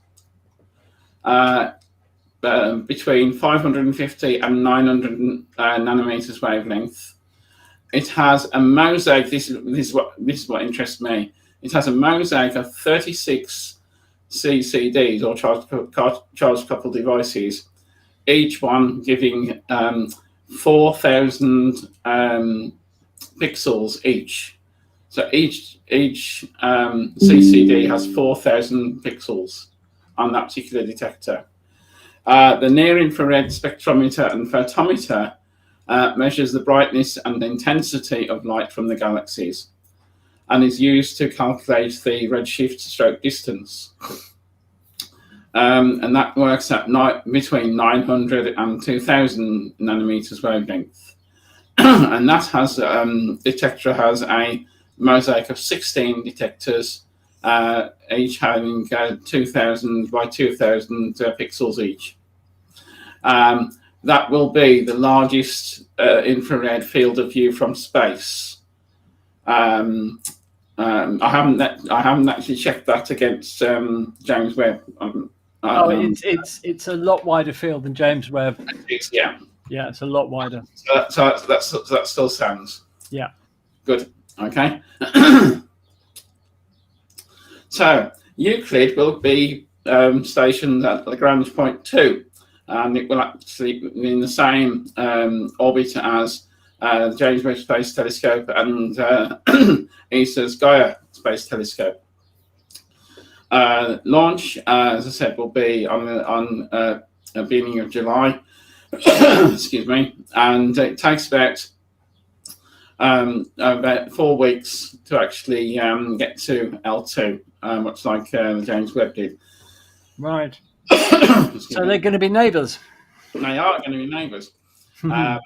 So just like the James Webb Telescope, Euclid has a large sun shield because obviously it wants to look in the opposite direction to the sun and the Earth. So this is just a slide showing the number of countries involved in Europe. So the list of countries there, obviously Germany, Italy, Spain, Portugal, and of course United Kingdom. So we're providing quite a lot of the expertise for the mission. Beyond Europe, we have the United States. NASA is providing some of the detectors and instruments for the spacecraft, and of course SpaceX who are providing the launch. I love the involvement of Spain in this. Okay. Look at all the other countries. It's space this, space that, space this, and in Spain it's the Ministry of Economy and Competitiveness. I thought that was good. Yeah.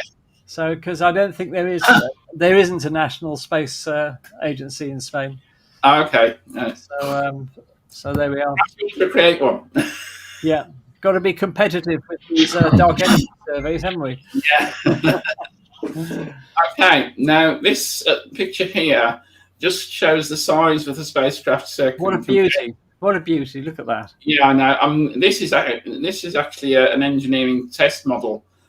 Which was on the ground. It seems a shame to build something like this and not send it into space for me. But perhaps it'll end up in a museum somewhere. Yeah, hopefully. So and you can see the size of the spacecraft compared with the people, the technicians working on it on the floor. He's having his lunch. Yeah. Now you might recognise this ship. This ship carried Euclid from Italy to Florida in the MN Colibri. It's also carried the James Webb Space Telescope from Europe and to South America to Kourou for its launch. It's done a lot of work for space program recently. And that is how it was transported in that big container. And that is at Cape Canaveral Space Force Station. Okay, as I said, it will launch on Saturday, the 1st of July at 4 p.m. our time, which is a nice time of Saturday. So we may be able to have a live launch for that. And just so for those that may not be familiar, it will be launched from Space Complex 40, which is to the south of the Kennedy Space Center on the Space Coast. Right at the bottom of this slide here, you have the Space Launch Complex 40. 41 is there. The Launch Complex 39. With Launch Complex 39A, which SpaceX use for their crewed launches and their rocket launch, their rocket assembly facility is near there on the old crawlerway. And just at the top of the slide, you can see Launch Complex 39B, which is where future space launch systems will launch from. Great. And just a minor one, this is the route that the rocket will take to take it into orbit before heading off to L2. And as you can see, a little blip out in the Atlantic Ocean, that is where the drone ship is that will be that will catch the booster for landing. Okay, and if you want to know more, there's a website there. You can put this in the chat if you like, but there's plenty on the ESA website about that, about the mission. If you want to, if you want to find out more. Now, the European Extremely Large Telescope is taking shape in the Atacama Desert in Chile, not too far away from where the European Southern Observatory have the Paranal Observatory, which is home to the world's most amazing telescopes at the moment. And I just thought that we'd just do a little bit about the ELT. Why at the moment? Well, because they've just released a new photograph of the observatory under construction.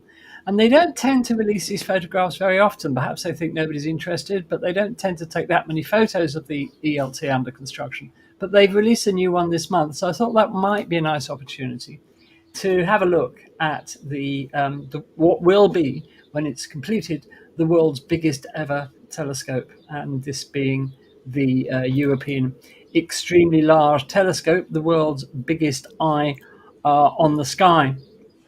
As I said, it's being built in the Atacama Desert in Chile, and it's built by the European Southern Observatory as a dazzling new future, and it's being built at Cerro Amazonas in Chile. And just to let you know where it is, that's the Paranal Observatory. There, you can just see the domes on top of the mountain there, and this is what it looks like. There's the famous Paranal Observatory, and Amazonas is not a stone's throw, but it's not that far away. So this will be where the ELT will be, is being built at the moment. Now, just a bit of data about this telescope. It has a main mirror of 39 meters. Originally, the mirror was going to be 42 meters, but Europe discovered that if they dispensed with the outer ring of the mirror segments, because there are currently 798 mirror segments in the main mirror, if they did away with the outer ring of segments and cut the diameter of the mirror from 42 down to 39 meters, they could save nearly €1 billion. So that's what they decided to do. As it stands, the telescope has a collecting area of 978 square meters. Now, all of those 798 mirror segments have to be aligned absolutely perfectly. The tolerance to which they have to be aligned is tens of nanometers, 10,000 times thinner than a human hair across the whole of the mirror. So that is an unbelievable accuracy that they have to achieve. And they have 4,608 sensors across the mirror measuring the relative positions of those segments and correcting them in real time if any get out of alignment. And the primary mirror weighs 132 tons. It's made of a glass ceramic compound called Zero Dura, and the total weight of all the mirrors is 140 tons. So this is a huge project that Europe has undertaken to build the world's biggest telescope. Now, let's have a look at the science goals of the telescope. Firstly, it's going to be used for imaging exoplanets directly and analysing their atmospheres. And this has never been possible with an earthbound telescope before, but the exquisite light gathering power of the ELT will be enough to enable it to see exoplanets directly and analyze their atmospheres, much as the James Webb is doing at the moment with some of the exoplanets, as we were hearing recently from Roger about the TRAPPIST system. And this is the first time in history that technology of an Earthbound telescope has been able to do this. The whole telescope is reckoned to have a resolution 15 times greater than the Hubble Space Telescope. So it just goes to show that putting telescopes in space is a great idea, but the technology for ground-based telescopes has caught up so much that the ELT will have an expected 15 times the resolution of the Hubble Space Telescope, and thus enable it to look at exoplanets directly. In terms of the solar system, well, it's going to be doing extensive survey work in the solar system and probing, among other things, the Kuiper Belt, other rocky objects, and it's going to enable us to see objects in the solar system with a telescope in far greater detail than we've ever managed to see before. The observation of stars is going to be important as well. The ELT will embark on a program of helping us to understand more about the birth, life, and death of stars, and also the link between the evolution of stars and the elusive dark matter. And that hopefully will enable us to answer some fundamental questions. Talking of dark matter, the ELT will also be used to find or identify what the dark matter is. I won't say find, because we know exactly where the dark matter is, but we don't know what it is. And as we were saying last week when we were talking about Euclid, the universe is only 5% made up of matter that we can see and measure directly. The rest of it is this so-called dark universe of dark matter and dark energy. Also, the ELT is going to be used to probe some of what are considered constants in the universe, the so-called physical constants. And they want to use the ELT to try and test whether some of these constants that the astronomers and astrophysics use are actual constants or whether they vary over time. So that's some pretty fundamental work that it's going to be doing on those. And of course, expect the unexpected, because they will undoubtedly be things that the ELT discovers that we had no idea were there at all. So that's a big science program ahead of the ELT. Let's look at the telescope itself in a little more detail. The telescope is made up of a 5-mirror system. As we said, a 39-meter segmented mirror of 798 fragments, then a 4.2-meter diameter secondary mirror that the light goes to next. Then there's a thing called a tertiary mirror, which is 3.8 meters in diameter. Then it goes to a 4th mirror, which is a flat mirror of 2.4 meters. Then it goes to a 5th mirror, measuring 2.7 by 2.1 meters. And then the light exits to the right of the telescope to the science instrument platform, where there will be lots of very, very advanced scientific instruments used to analyze that light. So it's quite a complex optical system, but this is what the astronomers and the engineers have come up with. Sounds like a complicated collimation job. Yeah, I would think so. Yeah, I hope they've got a laser or something handy to collimate that. And if you want to know what a 39-meter mirror actually looks like, they've done using these sort of cardboard hexagons. They laid this out to show you just how vast that primary mirror actually is. That's quite an amazingly large mirror. Amazing. And if you want to know how big the observatory will be, well, this is the observatory compared to Big Ben. So as you can see, it's big, and if you want to get a comparison for landmarks in your country, go to the website of the European Southern Observatory, and they've got the observatory compared to lots of other landmarks around the world. But as you can see, it's going to be it's going to be absolutely enormous. Here's a very short video where we fly into the ELT by the wonders of computer graphics. And I just think this is going to be like a huge cathedral of astronomy. That's the only way you can describe it. It's the size of a cathedral. So let's take a flight into the ELT.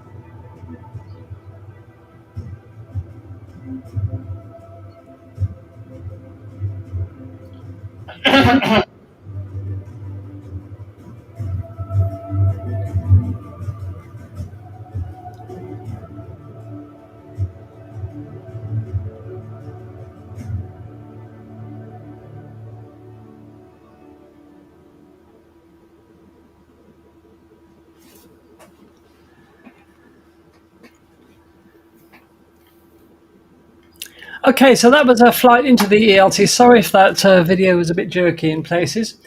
The first step in building this massive observatory was blowing the top off a mountain and lowering the top of the mountain by 40 meters to create an area to build the observatory on. This happened on the 19th of June 2014. So that was the explosion blowing the pointy bit off the mountain. And then the top was flattened. The access road up to it was built, which obviously took a while. And the foundations were dug by October 2018. Then the foundations for the steel rebar for the dome and everything was put in September 2000, by September 2019. This was the picture in January 2022. The whole project, of course, got delayed by the COVID epidemic. So work had to stop for a while. But as you can see, by January 2022, they were making good progress.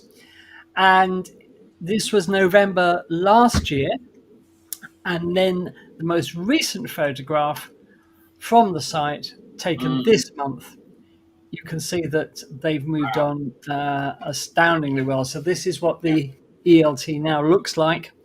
And the first light of the telescope, because of the delay for COVID, it was originally going to be 2025. It's now set for 2028. So there you are. So that's that is the extremely large telescope. And it's stunning, guys, isn't it? I mean, the sheer scale of it is just absolutely unbelievable. Yeah, as you say, I'm just imagining because it's got that adaptive optics thing within it, where all the mirrors have got actuators underneath them, and they fire a laser into the sky, and of course it adapts to what the actual atmosphere is doing so fast. I mean, it's an amazing piece of kit. It's absolutely fantastic. I did a little calculation from what you were saying about Hubble resolution. Yeah. And it turns out that with the adaptive optics, it will have a spatial resolution of 0.00093 arc seconds. Wow. Well, that's not very good, is it? We could do better. Never satisfied, Daz. You never got there. I mean, There's always room for improvement. Can you compare that? Andy, Sorry? you were talking about the outer mirrors that Yes. taken to make it 39 meters, and there was another telescope called the Overwhelmingly Large Telescope. Yeah, the owl. Yes. OWL.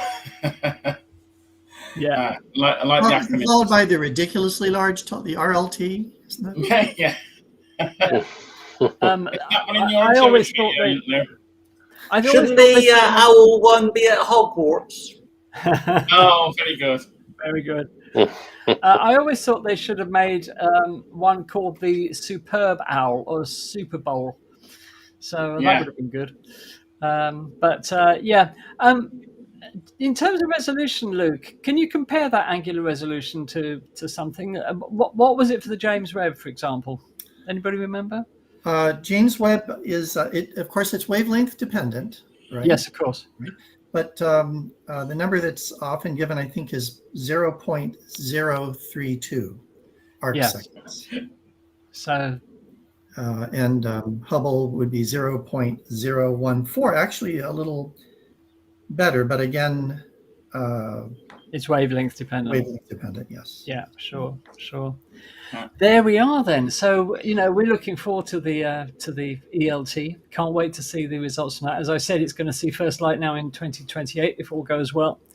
I would love to have that on my bucket list, to pay that a visit, just to stand definitely. in that dome. I mean, can you imagine what it must be like? I'll come with you, Andy. Yeah, well, that's it. That's a date then, Michael. We'll do it. We need more coffee money. Ian says he can't. Lots of coffee money. For Ian that. says he can't wait till the BLT. yes, absolutely. Yeah. So The BLT. Yeah, Ian wants a BLT. if you're wondering, viewers, how that whole adaptive optics system works, see, the thing is, up in the high atmosphere, there's a layer of sodium atoms, and if you shine a laser at the sodium atoms, they fluoresce under laser light, and in the sky it looks like an artificial star.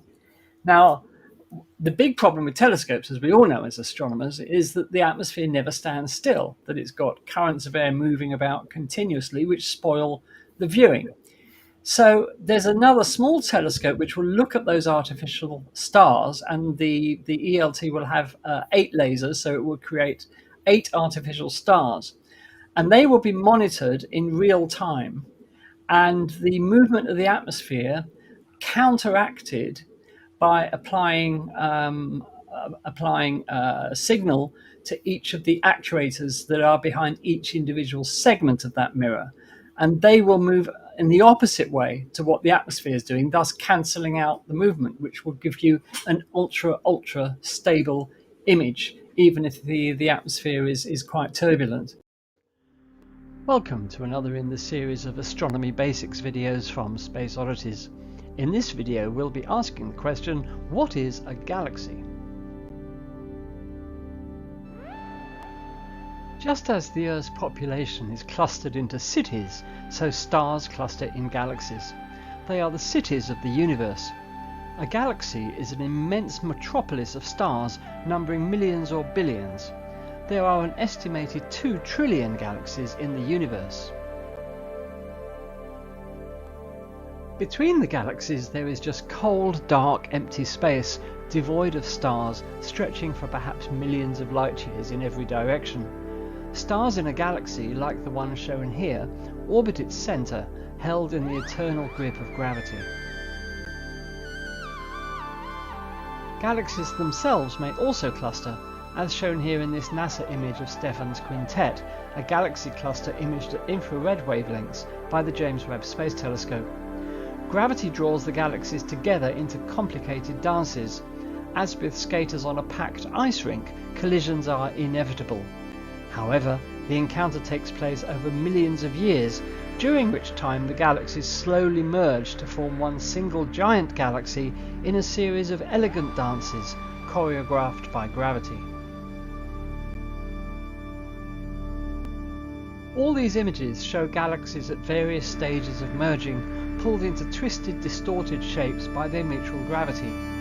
While these might seem like giant cosmic catastrophes, in reality space is so vast and the distances between stars so enormous that collisions between individual stars are extremely rare. Galaxies are so tenuous that galaxy mergers are like clouds passing through one another.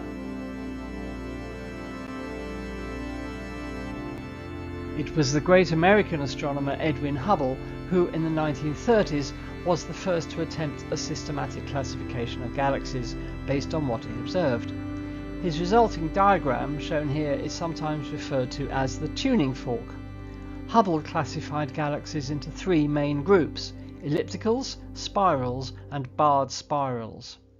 We now know that there are other types of galaxy, but the vast majority of galaxies in the universe fall into one of these 3 categories.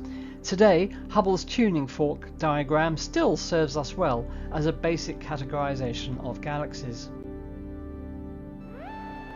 So let's talk about one of Hubble's main classification of galaxies, the spiral galaxies. This archetypal classification of galaxy consists of one or more spiral arms of stars sweeping out from the centre like the arms of a Catherine wheel.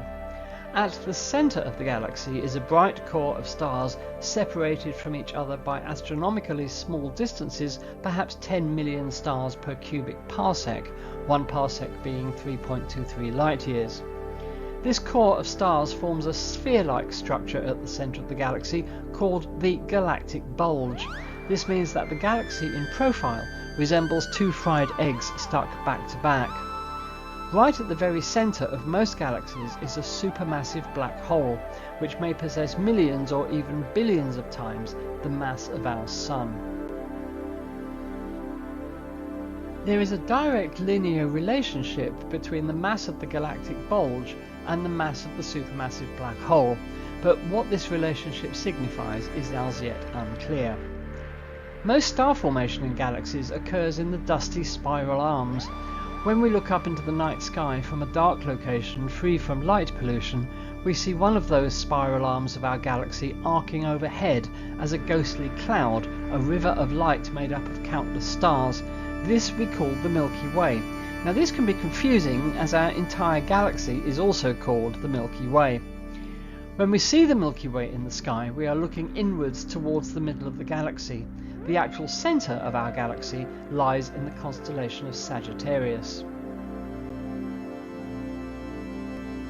Another of Hubble's classifications is barred spiral galaxies. Barred spirals, as their name suggests, are a type of spiral galaxy where a bar of stars extends either side of the galactic core. The spiral arms emanate from each end of the bar, as you can see in this illustration. 2/3 of all spiral galaxies are barred spirals. Surprisingly, our own Milky Way galaxy is a barred spiral, although this was not discovered until 2005 from observations made with the Spitzer Space Telescope. The bars in barred spiral galaxies form when the orbits of stars in the galaxy's inner disk become unstable and deviate from a circular path. This can happen for a number of reasons, including interactions with other galaxies. When two galaxies merge or even just pass close to each other, the gravitational forces can disrupt the orbits of stars in both galaxies. This can lead to the formation of a bar in one or both galaxies. Disk instability. The disk of a spiral galaxy is constantly rotating. This rotation creates a centrifugal force that pushes stars outward. However, the gravity of the galaxy's central bulge pulls stars inward. If the centrifugal force is not strong enough to balance the gravitational pull, the disk can become unstable and form a bar. Gas accretion. Spiral galaxies are constantly accreting gas from their surroundings. This gas can fall into the galaxy's disk and spiral inward towards the centre. As the gas falls in, it can lose energy and cause the stars in the disk to slow down, and this can lead to the formation of a bar. Once a bar forms in a spiral galaxy, it can grow over time by attracting more and more stars into its orbit. The bar can also drive the formation of new stars in the galaxy's centre. This is because the bar can channel gas and dust towards the centre, where it can collapse and form new stars. Bars play an important role in the evolution of spiral galaxies. They can help to distribute gas and dust throughout the galaxy, and they can also drive the formation of new stars. Bars may also be responsible for the formation of active galactic nuclei, or AGNs, which are regions of intense star formation and black hole activity at the centres of some galaxies. The main features of an elliptical galaxy are an elliptical shape. Elliptical galaxies have a smooth ellipsoidal shape. They can range from being almost perfectly spherical to elongated ovals. Little gas and dust. Elliptical galaxies contain very little gas and dust. This is because most of the gas and dust in these galaxies has already been consumed to form stars. Old stars. Elliptical galaxies are primarily populated by old stars. These stars are typically red and low mass. Random orbits. The stars in elliptical galaxies have random orbits.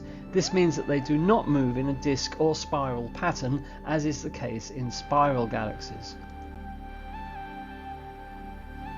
Large size. Elliptical galaxies are typically very large galaxies.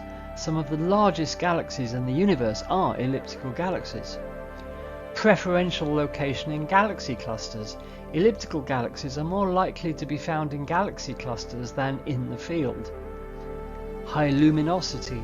Elliptical galaxies are also typically very luminous galaxies. This means that they emit a lot of light.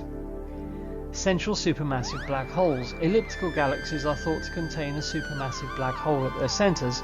The mass of the black hole is correlated with the mass of the galaxy. It is believed that elliptical galaxies form as the result of collisions between two or more galaxies. In the distant future, perhaps in about 4 billion years, our own galaxy and the Andromeda galaxy will collide, merge and form an elliptical galaxy, their graceful spiral forms completely disappearing over millions of years, consumed and torn apart by gravity's relentless maw. This is why elliptical galaxies contain very old stars. They are remnants from the galaxies which collided. Elliptical galaxies, with their paucity of gas, are incapable of giving birth to new stars. This is elliptical galaxy M87 in the constellation of Virgo, some 53 million light-years away. Emanating from its centre is a jet of plasma extending for 5,000 light-years. This jet originates from a supermassive black hole at the centre of the galaxy. In 2017, the Event Horizon Telescope managed to image the black hole in an incredible feat of technology and ingenuity. The radio image of the M87 black hole was on front pages around the world and has since become iconic and will no doubt be written into the history books as our first definitive proof that black holes exist, all evidence of such having hitherto been circumstantial. Well, apart from the main Hubble classifications of galaxies, there are other types. Dwarf galaxies usually comprise just a few million stars and are tiny in comparison to other types, hence their name. They are often found orbiting spiral galaxies, such as the 50 or so found around the Milky Way. Ring galaxies are very rare and comprise a ring of stars surrounding a bright central core. It's not known at present how they form. Irregular galaxies are amorphous galaxies having little or no structure. It's possible they may be the results of galactic collisions. Lenticular galaxies are lens-shaped, hence their name. They are midway between a spiral and an elliptical galaxy. There is much we do not know about how galaxies form and evolve. It is one of the most intense areas of astronomical study. The James Webb Space Telescope, looking back to the dawn of the universe, has shown us early galaxies just a few 100 million years after the Big Bang. How galaxies evolve so quickly in such an astronomically short period of time is not well understood, but it is to be hoped that further JWST observations will shed some light on the conundrum. This image shows some of the very early galaxies imaged by the JWST. It is incredible that we are able to look back in time to the infant universe before the formation of the majestic spiral galaxies. Well, we hope you've enjoyed this introduction to galaxies. Just to summarise, galaxies are vast cities of stars. They're categorised using a system developed by Edwin Hubble. They fall into three main categories: spirals, barred spirals and ellipticals. Galaxies can form clusters comprising up to hundreds of galaxies, and all but a few galaxies have supermassive black holes at their centres. Don't forget to check out our other Astronomy Basics videos in the playlist of the same name on the Space Oddities YouTube channel. Until next time, goodbye. Yes. Here we are, very close to solar maximum, and it appears that solar maximum is going to occur a little earlier than we thought, perhaps by the end of the year, perhaps the first quarter of next year. And of course, this is a time where there's a lot of solar activity, a lot of coronal mass ejections and flares, sunspots galore, and if you're living in the right places, aurora, not to mention the threat to astronauts, but we won't go there just yet. So we thought it would be good to talk about the sun a little bit, and it turns out that you can understand an awful lot about the sun if you just understand sunspots. Okay, so we're going to talk about the sun today, and this may be a little bit long. We may have to cut this and turn it into a two-parter, but let's give it a go. Let's see where we end up here. Okay, so here's the sun that you might expect to see if you have a a small backyard telescope with an appropriate solar filter. That's our disclaimer. With an appropriate solar filter. And the sun will look different colors depending on the filter. Daz already kind of walked us through how nobody really knows what color the sun is. There are different correct answers. But one of the things that you can see in this image is that the edges of the sun are dark, right? And this is actually real. This is called limb darkening. And it has to do with the fact that the sun is gaseous. And so you can see through parts of it at different depths. And some SOME light gets through at the upper regions and less light as you move down. So this is actually a real image. And if you look on the bottom, you can see a tiny sunspot there. Okay. And this is we've only understood this for about 400 years when Galileo saw sunspots on the sun and he said, there are spots on the sun, and the church said, no way, there are no spots on the sun. The sun is pure and pristine. And Galileo proved them wrong, which probably wasn't a good thing to do. But dangerous thing to do. The rest is history, as they say. Yeah. Here's a little bit better image of the sun. Again, this is in what we call white light. In other words, all the colors of the spectrum that our eyes can see kind of mixed together to produce a white image. And so now we can really see some sunspots. And you'll notice that they have structure. They have different densities. There's a dark inner portion and a lighter outer portion to these sunspots. You might even notice that they tend to occur in pairs. Well, this is all very important information because it helps us understand sunspots. And we're gonna figure out why all this is true in just a few minutes. I think this was supposed to be a video, actually.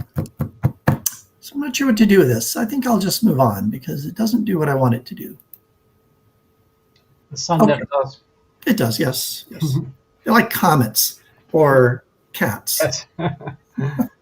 Or Perseid. So, here we see 6 images of the sun, right? And these are 6 perfectly good images that all look completely different. And most of the reason for this is that the sun and all other objects in the universe look very different depending on the wavelength of light that we use to view them in. In the upper left, we have X-rays. The sun in X-ray, this is taken, of course, above the atmosphere because X-rays are absorbed by our atmosphere, which is a really good thing. And so we're seeing very hot regions of the sun. We're seeing into the corona of the sun that can reach 1.5 million degrees centigrade. Further just to its right in the blue there, by the way, these are colors we made up because we can't see these colors. We see the sun in ultraviolet light, again, from above the atmosphere because very, very tiny amounts of UV radiation make it to the surface of the Earth. So here we're seeing a little bit lower down into the atmosphere, a little cooler. We see a white light image, or V for visual image, on the far upper right. A hydrogen alpha image down below. This is just a very specific form, very restricted format of red light that deals with a transition of electrons in the hydrogen atom. And then infrared and radio. And so the point here is that objects in space look different depending on the wavelength of light that you're using to view them in. In fact, objects on the Earth look different. Well, here's an image of the sun, right? If you're an amateur astronomer, perhaps even if you're not. This is an image of the sun with the moon right in front of the sun, causing a total solar eclipse. So you see the moon is very dark here, and on the outside you see the very soft, tenuous solar corona that you can't see normally because the sun, the photosphere of the sun is just too bright. But look carefully. You can see some structure in the corona. And that structure is reflective, is evidence of the sun's global magnetic field. The particles in the solar corona, many of them are charged particles, and so they are attracted to magnetic field lines. And that's what you see here. The corona is glowing, being attracted to the field lines, and so that gives us that allows us to see some of the sun's magnetic field. That's important for our understanding of the sun and sunspots. So hang on to that. So I've given a lot of talks about the sun, and sometimes they just get so esoteric. And so it occurred to me one day that if you just understand 5 things about sunspots, you can basically understand the entire sun and how it works. So 5 things about sunspots. They're dark, as we have seen. They're cool. So I have Joe Cool on the right-hand side there to remind us. They're highly magnetic. They're associated with solar storms, coronal mass ejections, and flares. And the number one thing to understand about sunspots is they come and go in cycles. So you have the bicycle down there for the, Don't give up your day job. Remind us. So we'll just go on for now. Okay. When we look carefully at sunspots, and this bottom image, by the way, is a ground-based image from a solar observatory, maybe National Solar Observatory, we see that it has structure. It has a dark inner portion and a lighter outer portion. The umbra is the inner portion, the penumbra is the outer portion, and outside of that, we see the bubbling, I'll call it the surface of the sun. It's the what we generally call the surface of the sun, the photosphere, as heat is rising, the sun trying to equilibrate with its surroundings, get rid of its heat that's being generated in the core. So sunspots definitely have structure, and we're going to talk about why. Here's another image of a sunspot up close, just like the one we saw before. The inner darker part, the umbra, is cooler than the surrounding area, the penumbra, which is also cooler than the surface of the sun. Surface of the sun, let's see, we have mostly UK people. So do you guys use centigrade, Fahrenheit, Kelvin? What do you use? It's about 6,000 degrees centigrade. And the inner portion of sunspots may be 3,500, 4,000 degrees centigrade, something like that. And we're going to learn why they're cooler. Well, this was supposed to be a video too. Heck with it. Let's move on. Okay. We have very good evidence now from the physics and from observations, especially a field called helioseismology, which is looking at how the sun rings as sound waves propagate through it, that we can look at the sun as being composed, at least from the photosphere down, into 3 parts: the core, the radiative zone, and the convective zone. In the core, where temperatures can reach 15 million degrees centigrade, centigrade Kelvin doesn't matter at that level, we have fusion taking place where 2 protons are fired together at very high speeds because of the high pressure and temperature to bond together, to bypass that repelling force and actually fuse together. This cannot happen in classical mechanics. And all of the physics that we learned in up to the 1800s, this cannot happen. But we know now through quantum physics that this does happen. So that produces the gamma ray photons that begin in the core of the sun. They migrate out into a region called the radiative zone where they are scattered by electrons, free electrons in that zone. And they're scattered so much, just kind of like a drunk man's walk, if you've heard of that, that it takes on average, statistically, about 100,000 years for that single gamma ray photon to get out of that radiative zone of the sun. 100,000 years. As you move out from the center, it gets cooler and cooler and cooler. And so all of a sudden, you can form atoms. You can have electrons kind of hanging on to nuclei. And as things cool, the most effective means of heat transport is convection. And so they form these convective cells that rotate. And those gamma ray photons hitch a ride on those convective cells, reach the surface of the sun, and then it's 8 1/3 minutes to get to the Earth. Okay. We know sunspots are dark. I've told you they're magnetic, but how do we know? One of the ways we know is that we see a quality when we look at the spectra of sunspots. We see a quality called Zeeman line splitting. Zeeman line splitting. And it means that spectral lines in the presence of very powerful magnetic fields will split into three parts. And we see this visually here of a spectrum where a spectral line has split. That is observational evidence that these sunspots are very magnetic. And the reason they're magnetic is that the sun rotates. But it doesn't rotate like a solid sphere. It rotates like a kind of gloppy,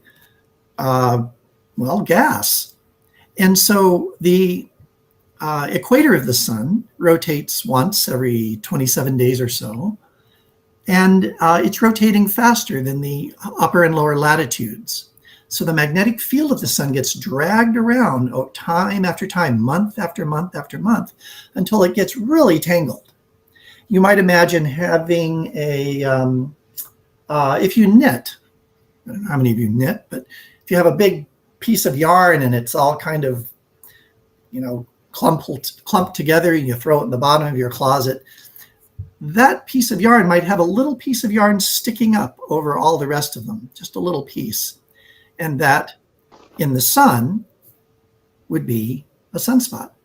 And since that little loop of magnetic field is looping above the sun, you have one side and the other. You have a north and a south pole, because magnets have north and south poles. There are no magnetic monopoles. So the sun is sunspots are magnetic, and this is really important. Just an image of the sun in ultraviolet light, showing many, many active regions on the sun. You can even see little loops. If you look on the edges of the sun here, you can see little loops of this plasma. And this is the material rising from a sunspot, from one side of a sunspot, and diving back down into the other, because these plasma obey magnetic field lines, just like as we saw before. So why are they cool? They are relatively cool. And the reason is that the magnetic field in the region of these sunspots is pushing down on that gas that's trying to upwell to the surface. Remember the convective zone just under the photosphere? And since they're pushing down on this gas, it can't get out there, so it has to move around the sunspot and emerges on either side of the sunspot. But the sunspot region itself is cool as a result. Now, okay, this is my favorite slide because it has a little equation in it. And it's actually not that hard to understand. It turns out that a small drop in temperature produces a large drop in brightness. So we just said sunspots are cool, relatively cool. In this equation, L is luminosity or brightness, and it equals 4, that's a number, times pi, that's a number, times radius, which is just a number, times sigma, which is a number, times the temperature to the 4th power. So you modify the temperature just a little bit, raise it to the 4th power, and you have a huge change in brightness. And this is why sunspots are so dark, because they're cool.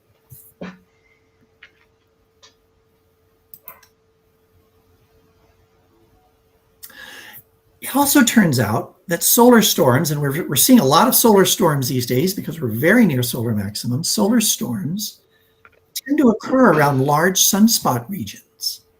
Solar flares, which are generally dominated by electromagnetic radiation, and coronal mass ejections, which are dominated by particle radiation, they tend to occur around sunspot regions.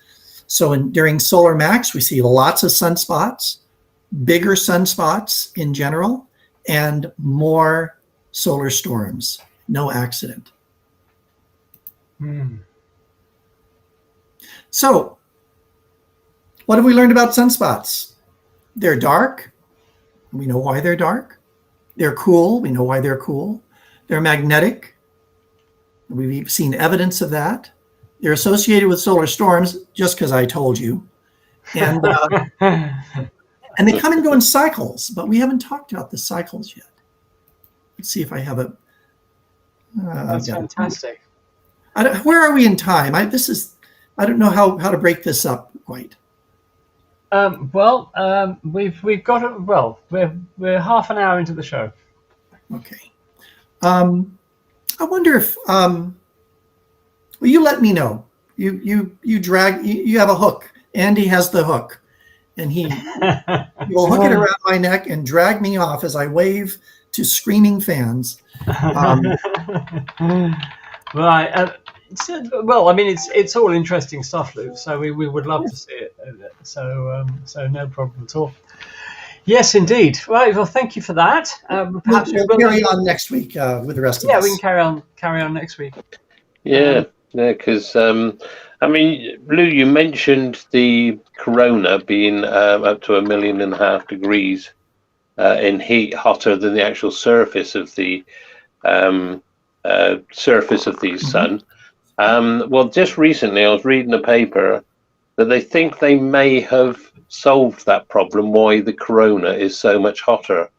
And it was, I'm not sure whether it was Betty Colombo or Parker Solar Probe, one of the two. No, it was the studying Solar Orbiter.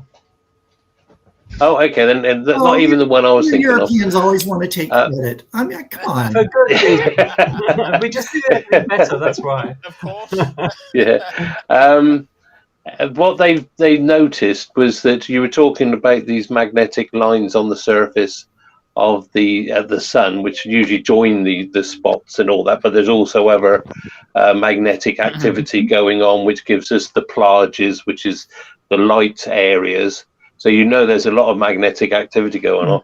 But what they found is that it's covered in these little magnetic lines, which apparently are vibrating very rapidly. And they think that this vibration of all these small magnetic filaments is possibly the cause. And like I said, it's possibly, with the sun, we don't know positively, is what's actually heating the actual corona to such a high temperature. And if it's correct, then that's one more nail in the coffin of the mysteries of the sun. If you remember, Daz, I was showing some images of those last week. And they're like...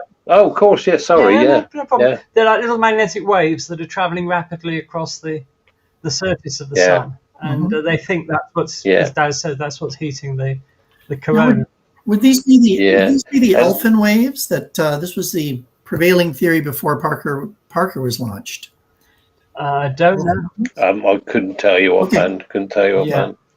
But also, you were talking about the cycle. Of course, we were expecting cycle 25 to reach its maximum on 2025, but because it's the prediction. This is outdoing all the predictions that they've made so far. They expected the solar spot activity to be very low, like the previous cycle 24 was. And they were then, of course, then there was also some people that were expanding that. If we go into, what do they call it, a great solar minimum, which could eventually lead to an ice age. Well, that'll sort out our global warming problem. I have to break in here. We have been laboring under that theory for a long time. The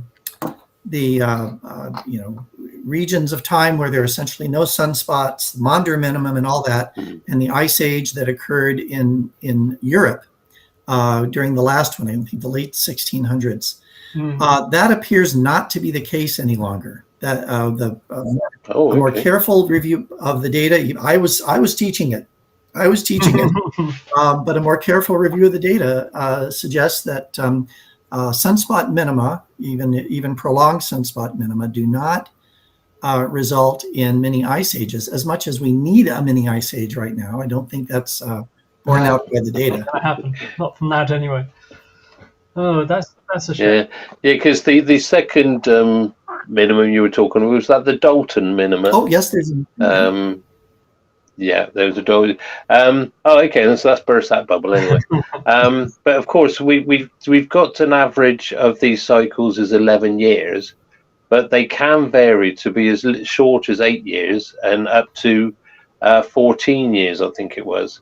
So the 11-year is an average. And of course, if we're going to go to maximum the end of this year, because the solar spots have appeared a lot more than we were expecting and so much quicker, because if you see a graph, you can see there's a little hump, and the 25th of 2025 was the maximum. Then it's supposed to come back down again.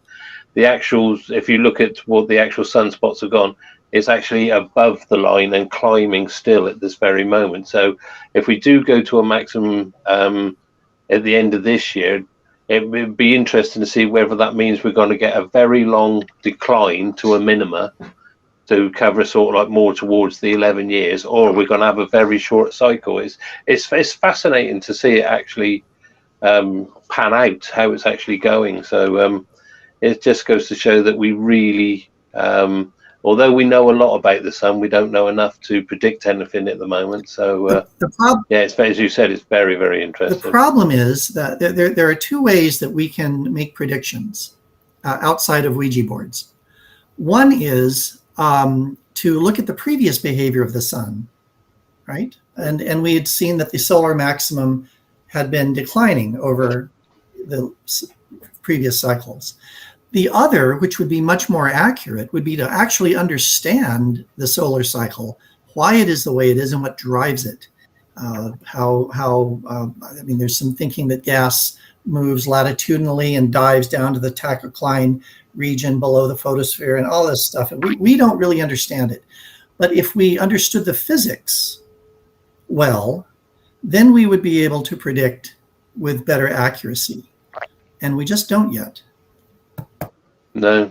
I mean, one thing I did forget to mention is we could also have a double peak of maximum. It can start to decline and then pop back up again. So it's fascinating. I find these sunspots and these cycles.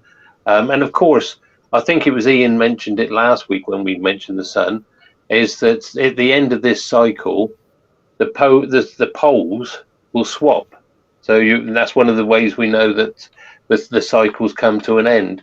And also with your dual sunspots, they've got polarities. They will also swap. And that's how we know we've come to an end of a cycle. But then you've then got supposedly another cycle. And I think really we need to look at not the 11-year cycles, but the 22-year cycles when things have changed, because there has been some predictions that what they call a south lead cycle tends to have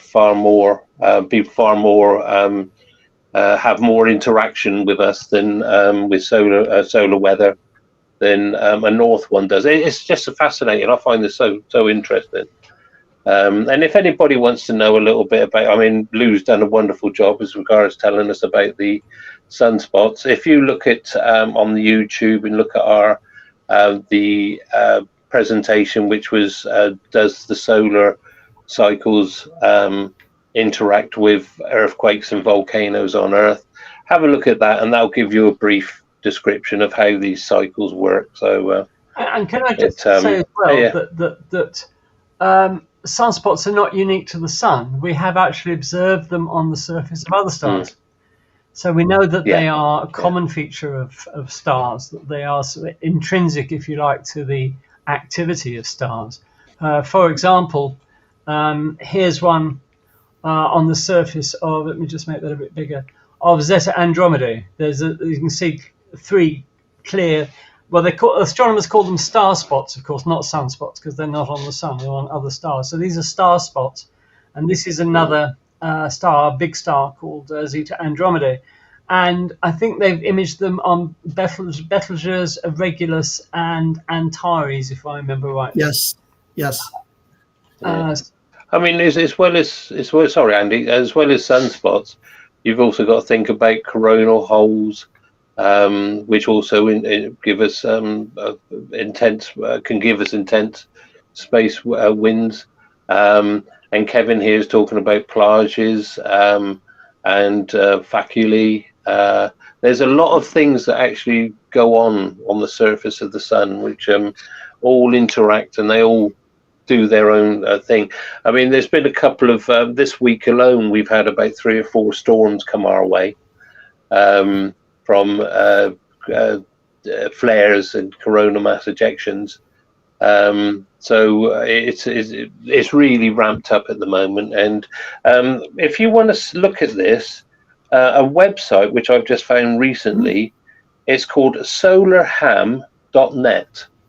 Now, if you go to that, you'll be able to look at the sun in different wavelengths, as Lou was pointing out. Every wavelength gives you something different to look at. What's it called, and it's solarham.net. Solarham, as in HAM. Yeah, HAM, yeah. Okay. And from there, you can actually link up to NOAA, which is the North American space weather community, or just Google NOAA space weather, and there's one on there called panels. And if you go on the panels, it gives you all these graphs, all these diagrams.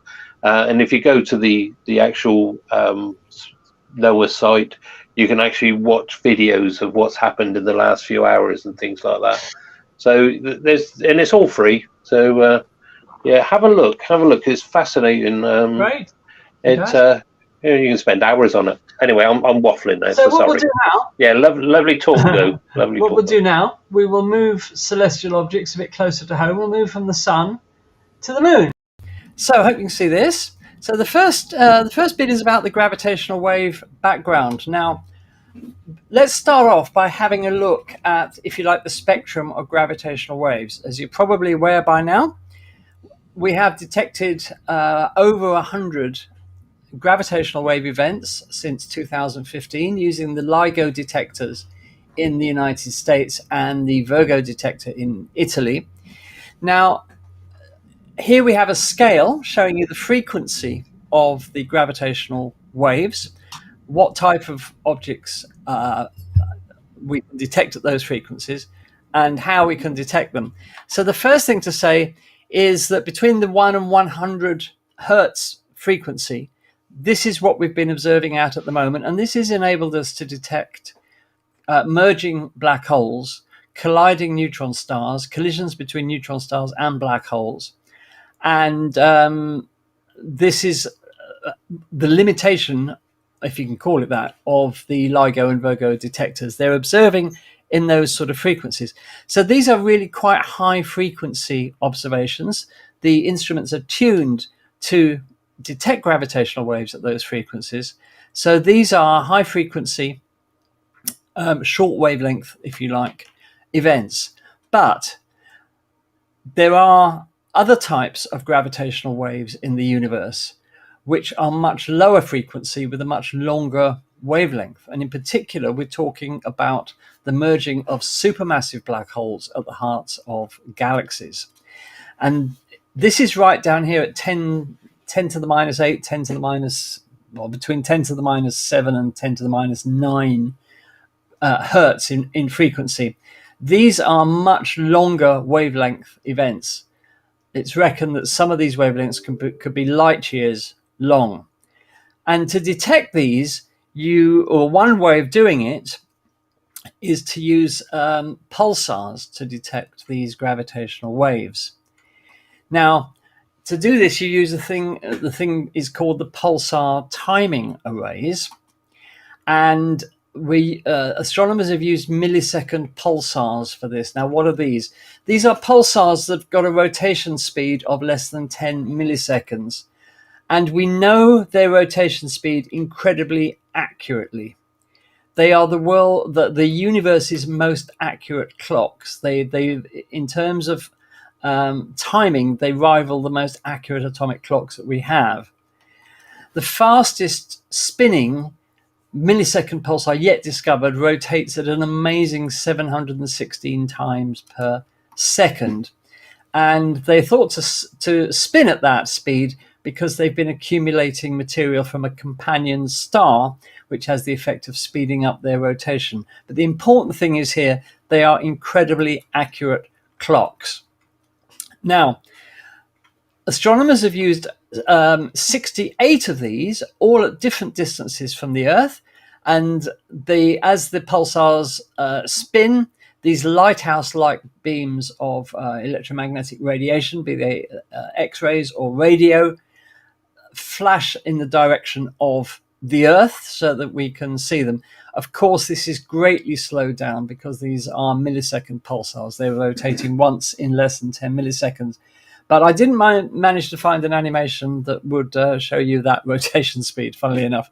So these are 68 pulsars at different distances from the Earth.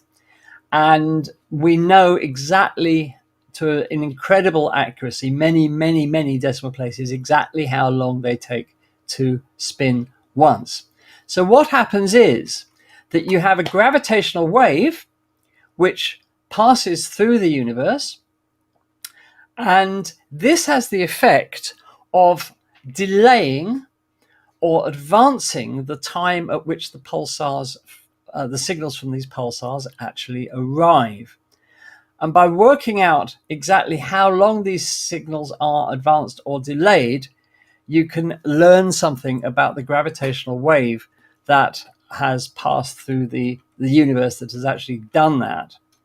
Now, look at it another way. Here we have a graphic showing the Earth surrounded by these millisecond pulsars. Far off in the universe, as we know, there are galactic collisions between galaxies, where the two black holes, one in each galaxy, or in some cases more than two galaxies collide, in which case it'd be three, they come together and slowly begin to orbit each other at the center of the galactic merger. Now, they probably orbit each other for, many, many, many thousands of years, but they inexorably come closer together. And as they do, because they're accelerating around each other, they radiate gravitational waves, because anything that accelerates in the universe generates these gravitational waves. How do we know that this happens at the center of galactic clusters with these supermassive black holes? Well, we can actually see it. Here you have an X-ray image of the center of a galactic merger 400 million light years away. And you can see clearly here that there are two superheated disks of material showing up in X-rays. And if they weren't that hot, we wouldn't be able to see them in X-rays. And these two disks surround supermassive black holes. Now, to see the gap between those supermassive black holes at a distance of 400 million light years means that, of course, they're very far apart. Otherwise, we wouldn't stand a chance of being able to split those into two separate objects. Those two black holes are separated by 5,000 light years, believe it or not. That's the gap between the two you can see there. If we add the radio data into that graphic, we can see the jets of material that the black holes are firing out across the universe. And they are swept back, if you like, in this combined radio and X-ray image, because the black holes are plowing through the interstellar medium at about 1,200 kilometers a second. And this forces their jets to be swept back as if they were in a wind, if you like. So we know that we can see these black holes which one day will merge. And as they do get closer together, the gravitational waves from them get stronger and stronger. But the point is that they are very long wavelength, low frequency gravitational waves. Now, why would a pulsar either advance or retard the signal from a pulsar? So if you can imagine you have a photon leaving a pulsar on its way towards the Earth, and because gravitational waves stretch and squeeze space-time, they stretch it in one direction, squeeze it in another, the photon will actually have to pass through a greater or longer distance, because space is either being stretched or squeezed. And this means that it will if it's being stretched, the photon will take longer to pass through the gravitational wave, because space is literally being stretched. So the photon takes a longer time to arrive at the Earth. So its arrival is delayed compared to when it should be arriving, because we know exactly when it should be arriving, because they are the universe's most accurate clocks. Similarly, if space is being squeezed, they arrive in advance of when they should arrive. Now, what astronomers have found is this, that there is a background noise in the universe of these gravitational waves, because gravitational waves, according to Einstein, and we have to say we think there are quantum reasons why this probably doesn't happen, but according to Einstein, gravitational waves never die out altogether. They just keep traveling forever. They get weaker, but they never die out altogether. So in the history of the universe, all of these mergers, and there've been probably countless mergers between supermassive black holes, all of these gravitational waves come together over time to form this background hum, if you like, of gravitational waves to the universe. And this is what they've now detected with the pulsar timing array. Now, it has to be said, first of all, that merging supermassive black holes is not the only explanation for this background hum in the universe. There are actually some quite exotic explanations that could be true, but obviously there will be more studies needed to determine exactly what the cause of this hum is. But the most likely candidate is these supermassive black holes. The project to do this, the pulsar timing array, has been running for 15 years. So they've had a chance to collect these long wavelength gravitational waves over 15 years, coming from all over the universe. And the whole point about it is, and the great thing about this is, that the pulsar timing array, well, it's not just one group of scientists. There have been similar experiments going on using pulsars, but using different pulsars in India and other places. And there are several groups that have now all come up with exactly the same results, that there is this background gravitational wave hum, if you like, to the universe, which means that the Earth is being bathed in these gravitational waves all the time. And everything on the Earth, including you, of course, including everything on the Earth, as well as the Earth itself, is being stretched and squeezed all the time by these gravitational waves. Now, you won't feel it, of course, because the difference in size of being stretched and squeezed is about 1,000th the diameter of a proton. But it is happening, and we now have the instrumentation to detect it. So over time, all of these gravitational waves coming from all over the sky merge into this background that is now being detected by the pulsar timing array. For the future, this is fantastic, because what they hope to be able to do is to actually pin down where these gravitational waves come from, what types of objects are producing them. But as I said, it's more likely than not to be merging supermassive black holes. The International Pulsar Timing Array, these are the locations of the telescopes. We have, it includes the biggest radio telescope in the world, the FAST telescope in China. We've got the famous Lovell telescope at Jodrell Bank, of course, in the UK. We've got the Chime telescope in Canada. Arecibo, before its unfortunate demise, was taking part. We've got Meerkat in South Africa, which is a precursor telescope to the world's biggest radio telescope, the Square Kilometre Array, which will be complete hopefully before the end of the decade, although it might be a little bit delayed because of COVID. We've got the famous Parkes Radio Telescope in Australia, and we've got a couple of others.